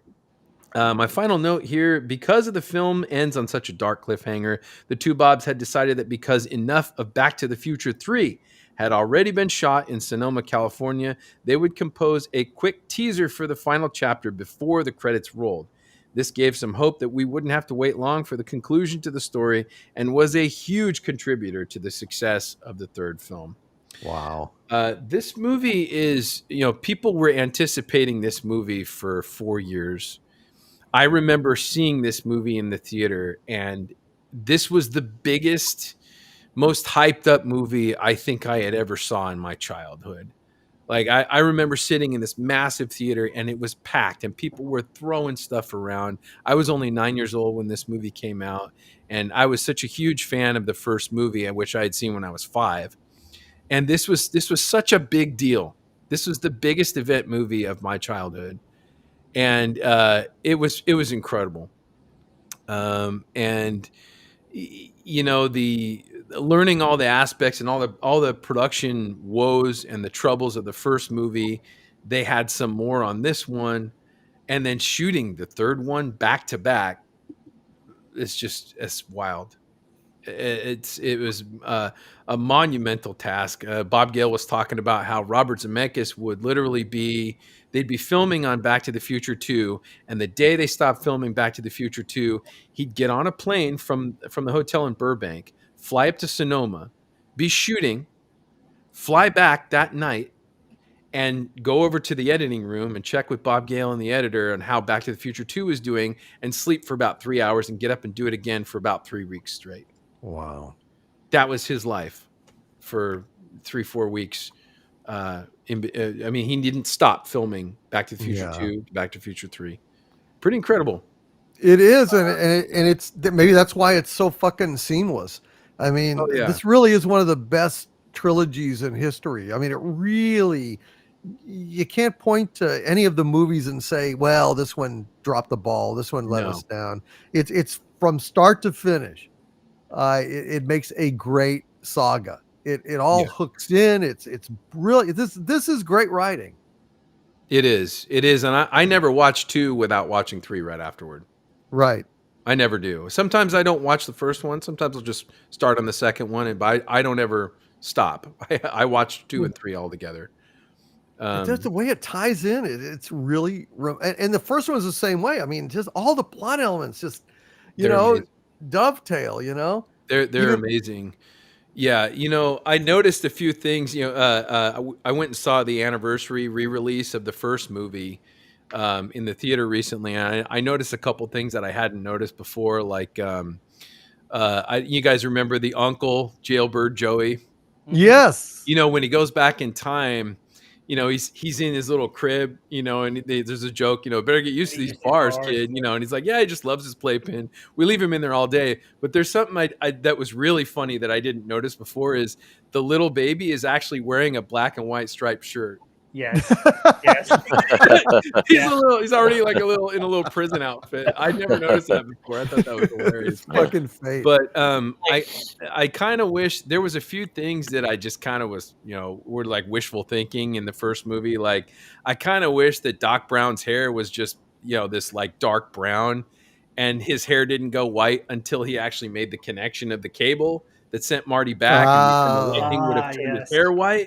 That would have been good. Well, it would have been good, but the problem is that would have indicated that, this was all meant to be from the first place, and Marty wasn't actually changing the past. And, there's things I was thinking about in this too, like, why is Doc Brown so, like, adamant about being friends with a teenage kid?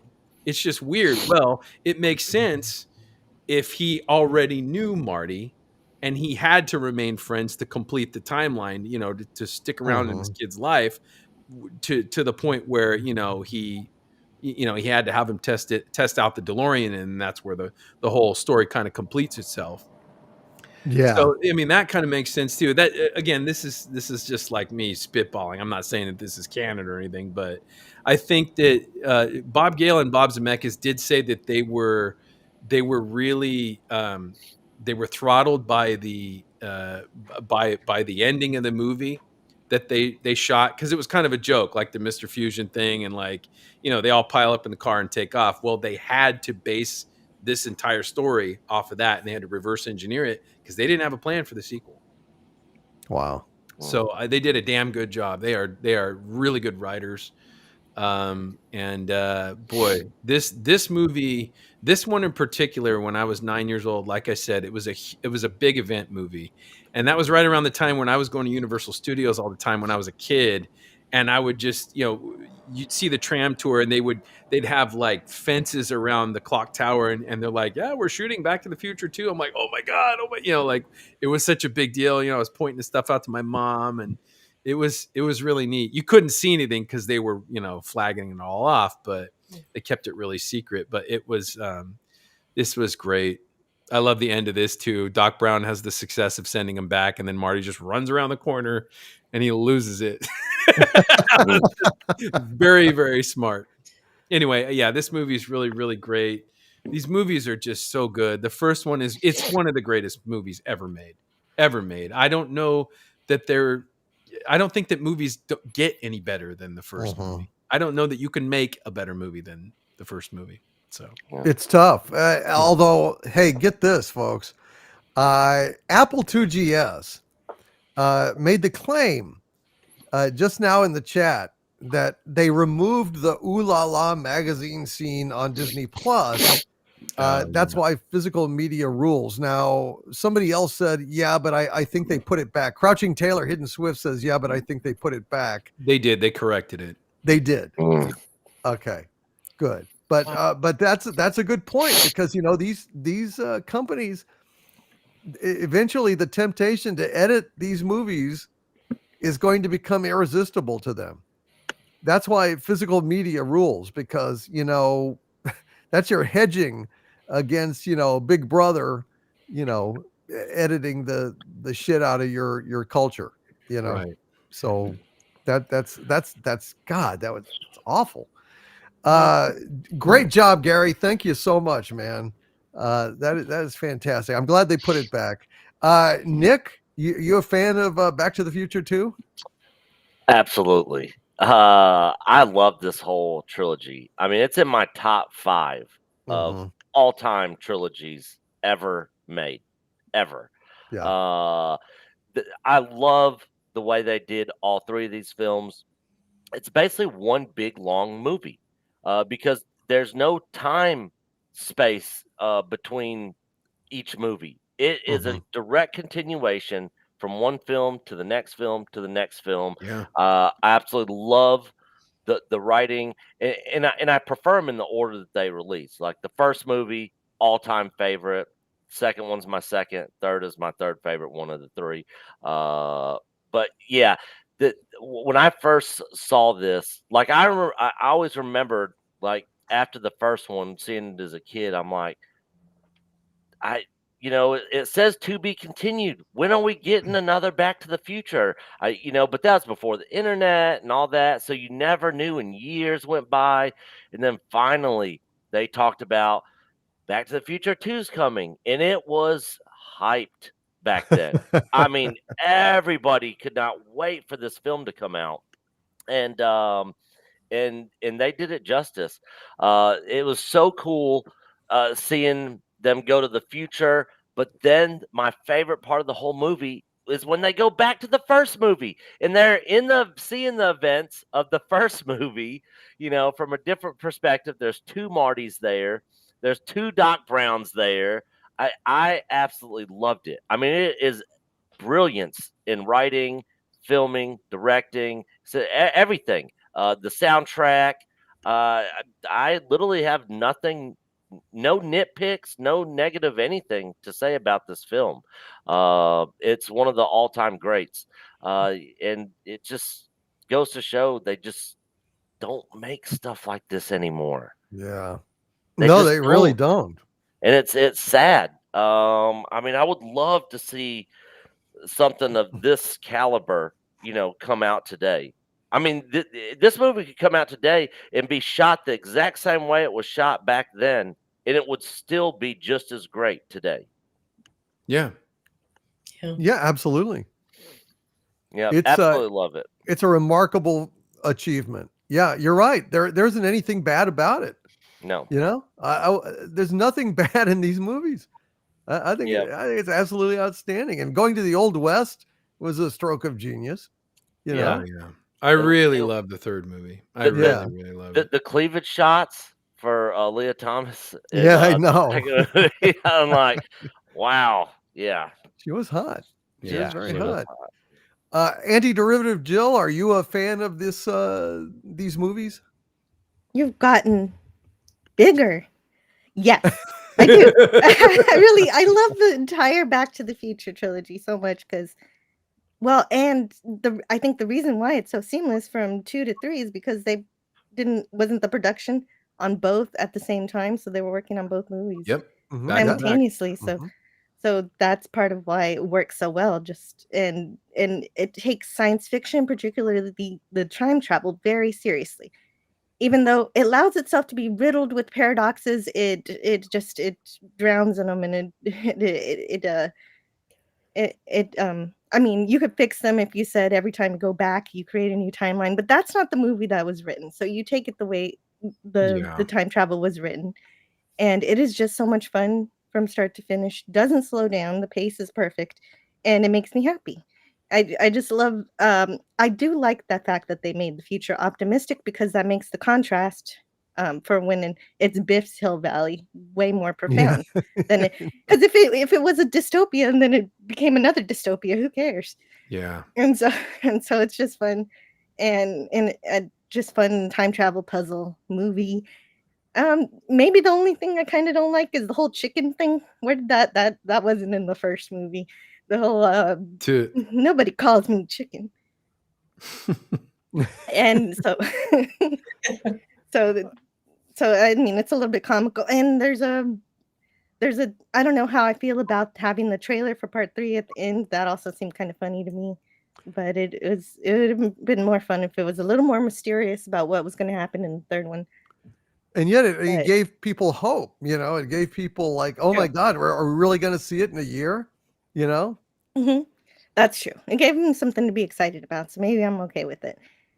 And so we already passed this, and so since I do like all the science fiction stuff, we still don't have flying cars, we still don't have the hoverboard, so this movie makes me want all of those things, and no, those scooters without handles are not really hoverboards.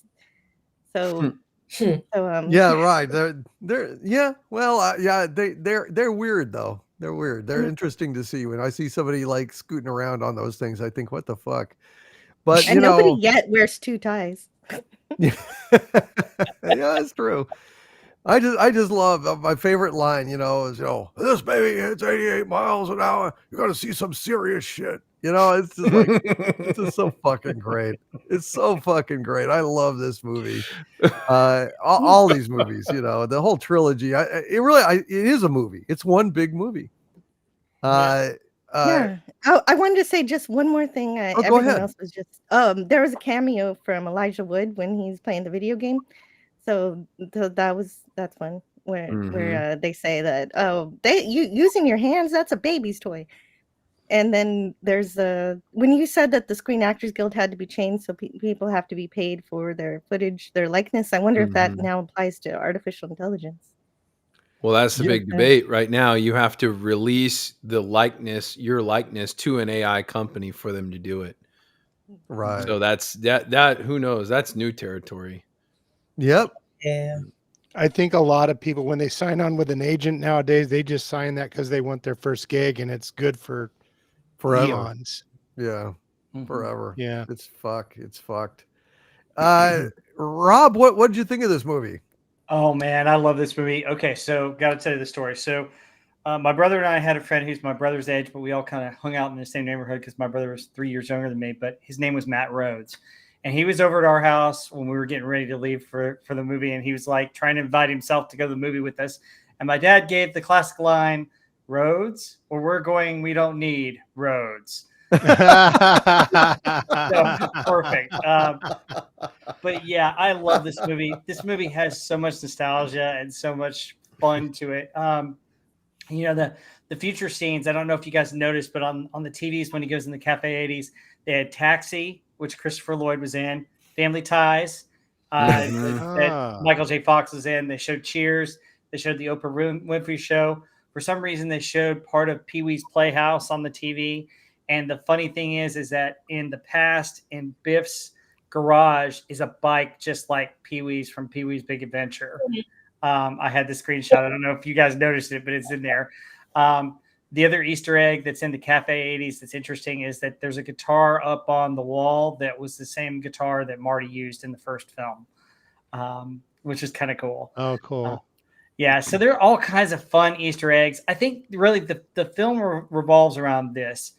You've got great characters, and when you can establish and have great characters that grow and change and do things, you follow the movie and the story works. No matter how silly or ridiculous it gets, it works because you've got these great characters and great actors playing it. And that's because it's well written and well acted. And that's what this movie does. And there's just all sorts of fun goodness with it. I love the fact that they go back in the past and you can see different angles of different things going on. You're always wondering whether or not Marty or Doc are going to run into their other selves, and they almost do in this. And that's what makes it even more fun. And then, one of my favorite things in here, and Doomcock, you're going to kill me for this, but when he's listening to the radio scores at the very end, and Marty's sneaking up on him with the hoverboard, and it was Texas Christian over Texas, 47-20 is a real score. And I was very happy about that. Wow. Yeah, that was actually the game. Jim Swink came down to TCU was playing in Austin, and they had the pep rally. The Longhorns did, and they first invented the hook'em sign for that game, and that's the famous game that they invented hook'em, and we beat them. Shit. Yep. Mm-hmm. Wow. Yeah, the Aggies gig 'em also came from when they played TCU, and TCU beat them as well after they came up with that slogan. So kind of history there. So that's fucking cool. Nice. But yeah, this movie's fun. I'm so glad that they did it in part 3. I like part 3 a lot too. But these movies are just great. Favorite trilogy, and honestly, unfortunately, it's on a lot on cable TV, and I will be doing something, and it'll be on in the background just because I love these movies so much. So Yeah, no, these are classics, absolute classics. Andy Masterson, what say you? Yeah, it was all right. We love you, Doug. We miss you. Talk about upbeat. That's the most fun about these movies. They're very enjoyable. It's sort of like as close as you could come to like a modern version of the staples it used to be with like Three Stooges and Abbott and Costello. Tom Wilson, I think, steals the show with this. He's so despicable, and he reminds me of Bluto in Popeye. He always gets slammed. He always gets and driving into the manure twice. That was that was always a lot of fun. I think the hoverboard scene in the tunnel, especially, was really spectacular. Special effects are great on this. The characters and everybody was so lovable except for Biff.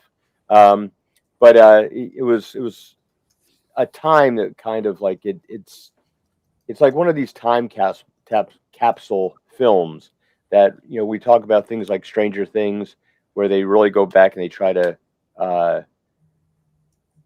capture that 80s vibe. Well, look at these movies, and that'll give you a feel. And I find it interesting too, like some of the things that we've talked about with things that they didn't quite get yet that we expected. But then again, a few years back, we were supposed to be in Blade Runner territory, but it's probably a good thing that didn't happen yet. But yeah, great movies, and they fit so seamlessly. And I don't know that we have anybody as talented as Zemeckis today that could pull something like this off. No, we don't. I mean, my God, look at him. Look at what he produced. Who Framed Roger Rabbit and Back to the Future. I mean, the guy's a legend.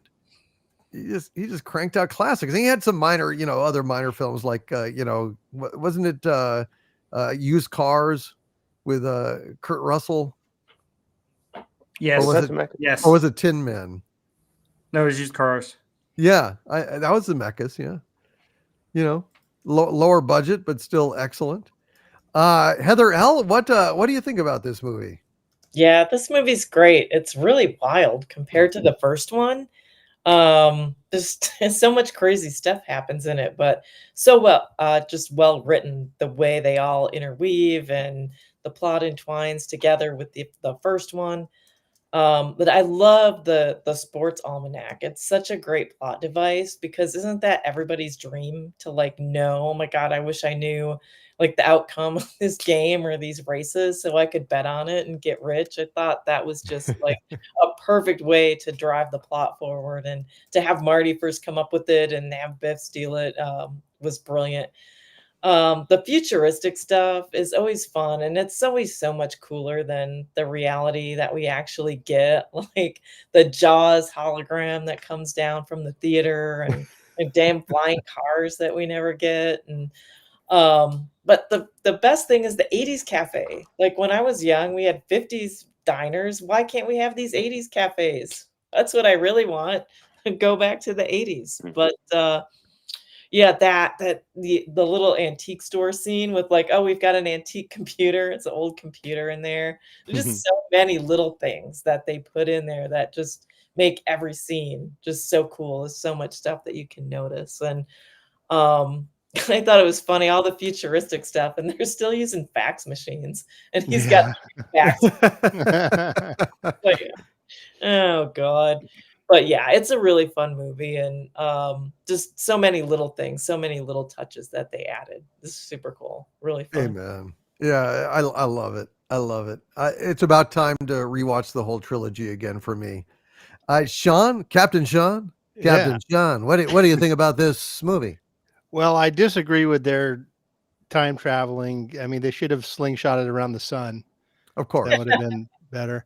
No, Back to the Future 2, like Gary said it all. It's a perfect movie. The first one's a perfect movie. Everything is just so good. It's so entertaining, upbeat, like Andy said. I am still waiting for my dust repellent paper, though. That would be nice to have. But going back to the hoverboard being real, I remember there was an interview that Bob Zemeckis gave, and he said something like, "Yeah, we have these hoverboards and they're real, but they've been banned by parents groups because they're too dangerous." And that's what he said. And that's what it was that caused all the kids to go, "Whoa, they're real!" I fell for it. I was like running to my dad. "Dad, they're real. They're real. Look, Robert." He said that. It really was a very clever way to get hype about the movie because everyone started talking about it. And they're like, "What do you mean?" "Well, this movie's Back to the Future. They have them." So everyone got it in everyone's mind. Super fun. One of these days, and I still have never done it, I want to watch all three just just without stopping and watch, the ending leading into the beginning of the next one. I don't know if there's a way to do that. Maybe if you put it on a hard drive or something. But that would be fun to do. Yeah, just it would fun. be. It would be Just super absolutely fun. awesome. Yeah, get it on 4K, and just let them rip, Yeah, just let them go and get some food and pause it when you have to use the restroom, and that's there you go. Yeah, shit. That's the miracle of technology. It can pause. It's what separates us from the cavemen. All right, let's go ahead and anyone else have any more comments about this? All right. Well, great job, guys. I hope we've inspired some folks. There are actually some folks out there in the chat that said, I've only seen the first one. Holy shit. Well, wow. You're in for a Lucky treat. you. Go check them out. Yeah, watch them both. They're great. Do yourself a favor. Watch all three of them, folks. Yeah. Watch all three of them. You will be glad you did. All right, let's get back to some of these super chats, even though my goddamn got sabotaged. I don't know what the fuck happened. Anyway, super chats, mofo. Exactly. Thank you, Harvey. Well, at least we've got that. All right, let's see. We are all Devo with a $10 super chat. DEVO. Hail to you. We are Devo. Says back in the 70s, DC put out Superman Family and Batman Family, and they rocked because they focused on every character associated with that hero. It was fun, damn it. Well, yeah, I mean, you had Lois Lane and Jimmy Olsen, hell, they had their own comics in the 60s. I think there was a Lois Lane comic, and there was a Jimmy Olsen comic as well. Jimmy Olsen, Superman's pal, remember that? But I don't think I ever read any comics specifically, Superman Family or Batman Family. I don't know. I like the Dark Knight as a loner and kind of antisocial and violent. When he started gathering all these people around him, I wasn't really thrilled. Trevin Lane with a $5 super chat. Hail to you, Trevin. It's good to hear you, my friend. He says, my prescription to cleanse your mind of this garbage, this Batfam garbage, I prescribe 2 to 3 episodes of Batman, the animated series. It is the best cartoon Batman. Trevin Lane, I would agree with that. And I would say that actually Batman, the animated series is the best Batman period on film. The best Batman. Batman, the animated series is the thing, the gold standard. I guess the best live action Batman, it's debatable, but it's probably, the Dark Knight and Batman Begins and those two movies. But the animated is the pure spirit of Batman in its finest form. And I want to thank Kurt James for gifting 2 Overlord DVD memberships to this channel. Hail to you, Kurt James. Thank you, sir. We very much appreciate that. And we're glad you're okay, buddy. I've been thinking about you today, like I said, and I hope you've been enjoying the show out there and are resting after all that crap you had to go through, man. And Wayu Hatan with a $5 super chat. Hail to you, Wayu Hatan. He says, just got out of Predator Badlands. Not bad. 7 out of 10. The only big issue is the android who won't shut up. If she's out, it's a 9, but the film is not woke at all. All right, fair enough. Hail to you, Wayu Hatani has spoken. So I don't know what the Hollywood Reporter was huffing when they said this predator is queer. Well, I guess not. The tribe has spoken, and he is not. He's just young, sensitive, and an outcast. So he's basically, rebel without a cause predator, I think that's basically what we're talking about here. In London, 19657 gifted an Overlord DVD membership to this channel as well. Hail to you, London 19657. And Nexus Gamering, or Nexus Game Ring, depending, also gifted an Overlord DVD membership to this channel. So thank you to London 19657 and Nexus Game Ring. Hail to you both. Thank you very, very much, my friends. And Royston S. Bailey with a $2 super chat. Hail to you, sir. He says, I want Trek End of Dominion War, new ship, new crew. That sounds good to me, man. Sounds good to me. I think that'd be great. Hail to you, Royston S. Bailey. Can it be done? Anything other than a Succret Hideout's take on it. Anything else. Anything. Shit. Really, I'm done with this horrible shit.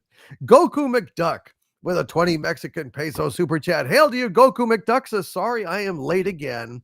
Job and car problems. No worries, my friend. Hey, better late than never. Thank you for coming over here. Thank you for the super chat, brother. And thank you for being you. Hail to you, Goku McDuck. And JRC99US. Been a channel member 37 months now. Hail to you, JRC99US. And he says the JRC99US studio is almost complete. Hooyah! Well, outstanding. Hey, dude, let me know when it's done, huh? Let me know when it's done. I want to see how your technical prowess improves, sir. Hail to you, JRC99US, brother, and God bless you. It's good to see you. Angry Yeti TV with a $5 super chat. Hail to you, Angry One. Says Harvey is the reason that the angriest women on the planet are named Whoopi, Joy, and Sunny. What the fuck?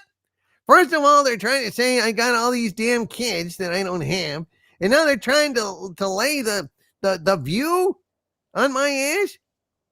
The view. I love the outraged angst in his voice when he says that. The view.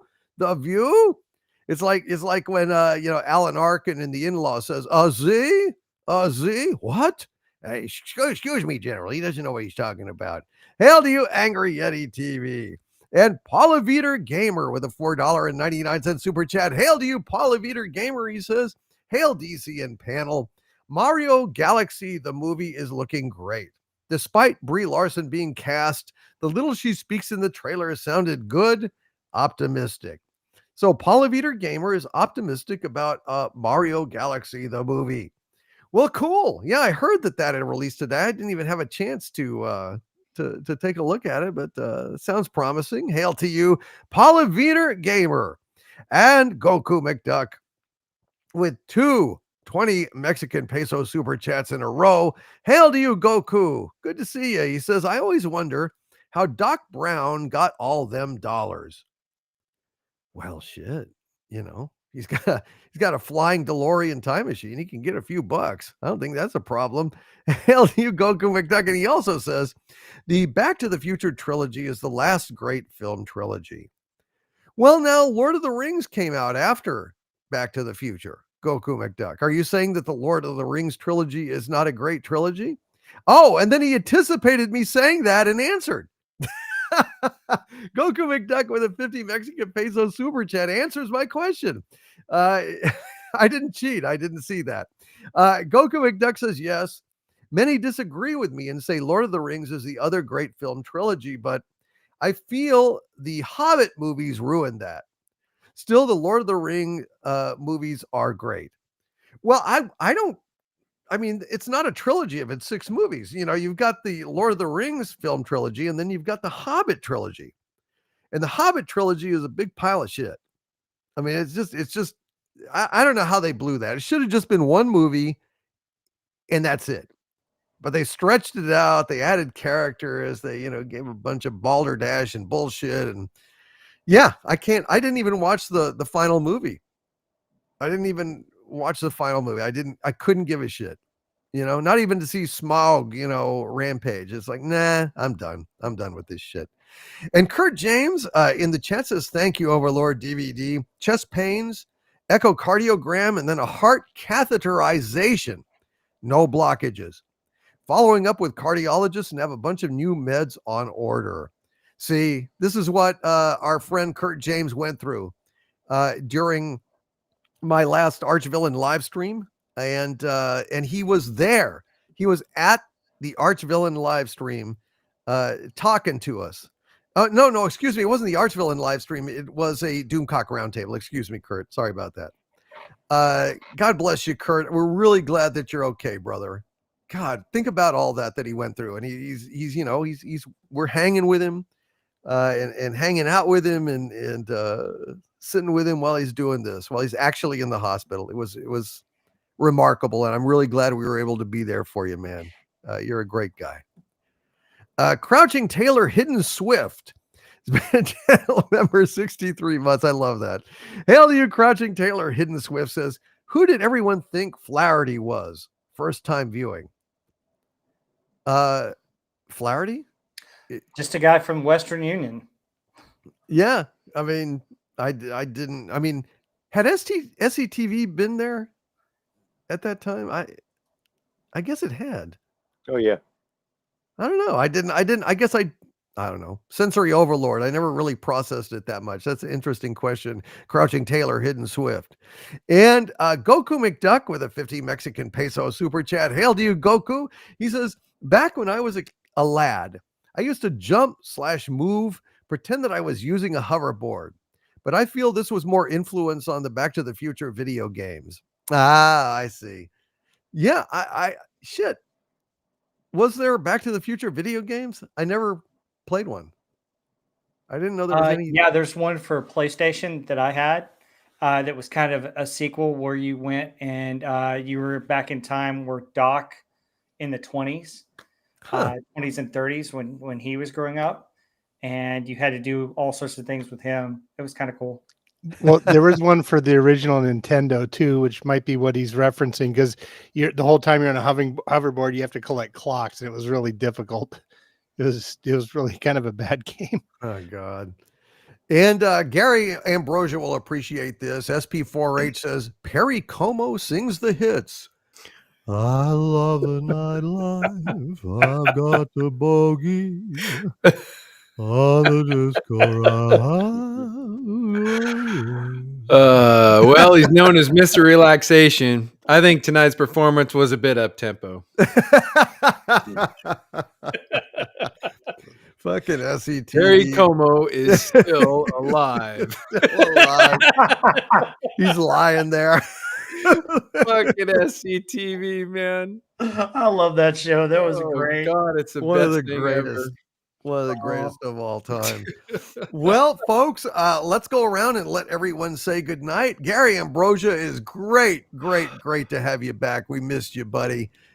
Sorry about all the inconvenience that you suffered in our nation's airports during this trying time. But God bless you, Gary, and great job tonight. Yeah, I'm honestly, after spending the amount of hours that I did at the Dallas airport, solitary confinement is quite a blessing. But hail to the chat, hail to the wrenches. We love you guys very much. Thanks for being here tonight. We'll be back next week with whatever wacky shit happens. So we'll see you later. Stay angry. Batfam 2. Say it ain't so. And Nick of EBN. Nick, go ahead and plug away, my friend. Yep, you guys can catch us, me and Coach, over at Echo Base Network. We live stream every Thursday night. We actually just dropped a video today talking about the potential rumors that Lucasfilm is basically redoing the original Star Wars films.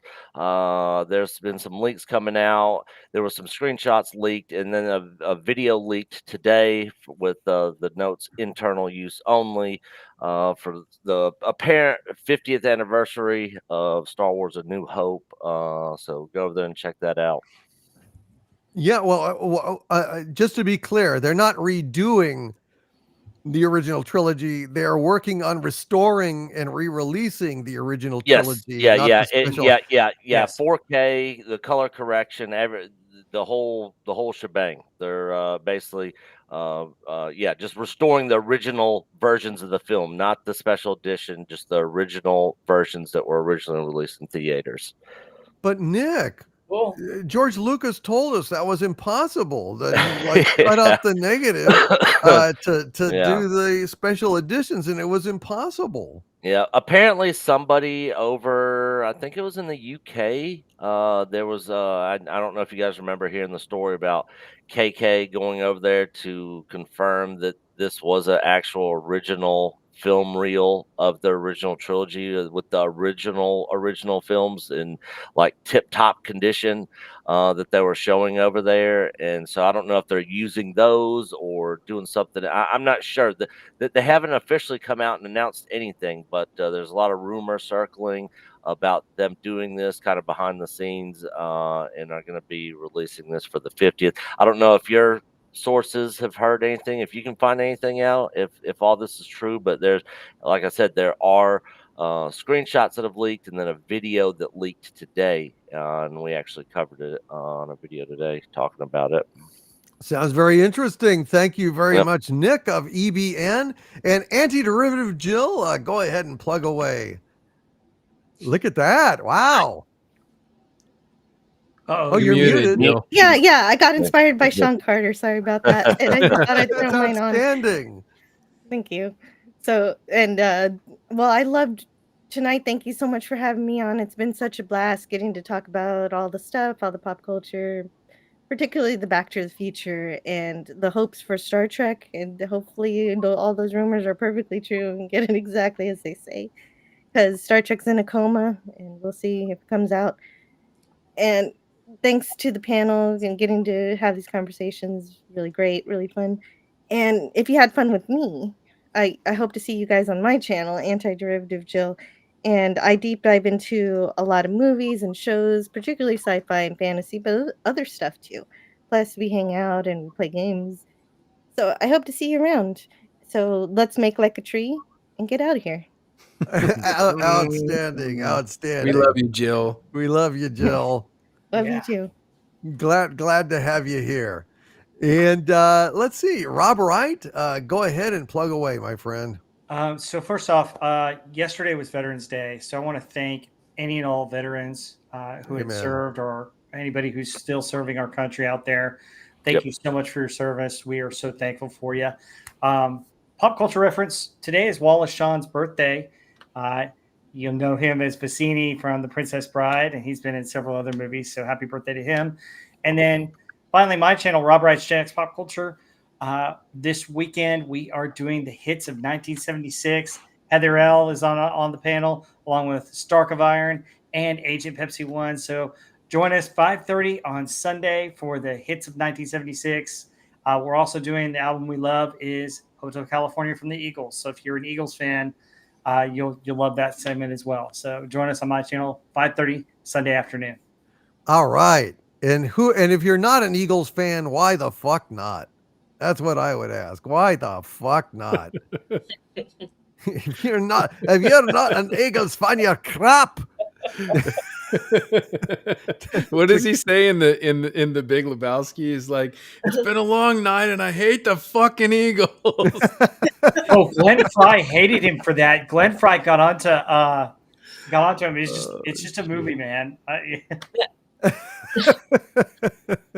Took it personally. Well, there you go. Andy Masterson, master toy maker. You are a very talented man, sir. And go ahead and plug away. Thanks, Jill. I was just about to go put on my Star Trek skirt, but ruined that for me. A blue one. Thank you all for joining us. I would like to wish a get well soon to our good friend Culture Casino, who's feeling a bit under the weather. Hopefully he recovers quickly, and we'll be back with his 6-minute daily. Wouldn't that be great? 6 minutes. Anyway, I digress. Thank you for joining us. We'll be back here next week with another movie you love and all the pop culture news that you just can't wait to hear. Maybe. Very good. Very good. Hail to you, Andy Masterson, master of mayhem, indeed, in his laboratory of mayhem. And Heather L., thank you for being here tonight. You were amazing as always. Please say good night to everybody. Thank you for having me on. It was a blast as always. And yeah, good night to the chat and hope to see you guys on Friday. Absolutely. And how's that invisible robe working out for you? I haven't gotten it yet. Dude, What? come on, man. You promised me like weeks ago. I still haven't seen it. Fuck. Doomcock. We'll talk about it. I don't know. Lost in the mail. I don't know. And Sean on the bridge of the Starship Enterprise. Sean is the captain now. Sean. Well, go ahead and plug away. Fire photons. Plug away. If anyone's wondering, Jill's shirt is an engineering shirt, that little spirally logo. So she's down in the engineering hall, I think. Yes. Right. That's right. You got it. I'm in engineering. Today I thought I was engineering, but then Clobby put me in communications. So there you go. Go ahead and plug. Yeah. No, I'd like to like Rob. I'd like to plug the veterans. Yesterday was Veterans Day, and it was also my father's birthday. It would have been my father's 80th birthday yesterday, and he was always so proud that his birthday was Veterans Day. And he always wore his hat on his birthday, and loved the attention and everything. So I love you, Dad. I miss you, and to anyone out there who's serving, you guys are awesome. Absolutely. Absolutely. God bless all you veterans. And we salute you. We salute you for your service. And God bless you. All right, folks. Well, I had a great time tonight. I hope everybody else did. And hopefully we will see you on Friday. Oh, we've got one more super chat here from our friend Kurt James, fresh from his stint in the cardiology ward at the hospital. Hail to you, Kurt James. He says, thank you, Sean, Andy, Heather L., Anti-Derivative Jill, Robert, Nick, and Overlord DVD for another amazing pop culture breakdown. Looking forward to next Wednesday already. Checking out Echo Base Network next, and good night. Good night to you, Kurt James. And Kurt James also says, happy heavenly birthday to your father, Sean. So there you go. Kurt is a great guy, really, really great guy. All right, folks, from the center of the earth, hope to see you Friday for Friday Night Frolics. I'm really looking forward to that. And from the center of the earth, this is Dictor Van Doomcock and my panel of pop culture pundits bidding you all, my friends, stay angry. And good night, everybody. Good night, everybody. We'll see you next time. Good night, all. Bye, Hope guys. everyone had a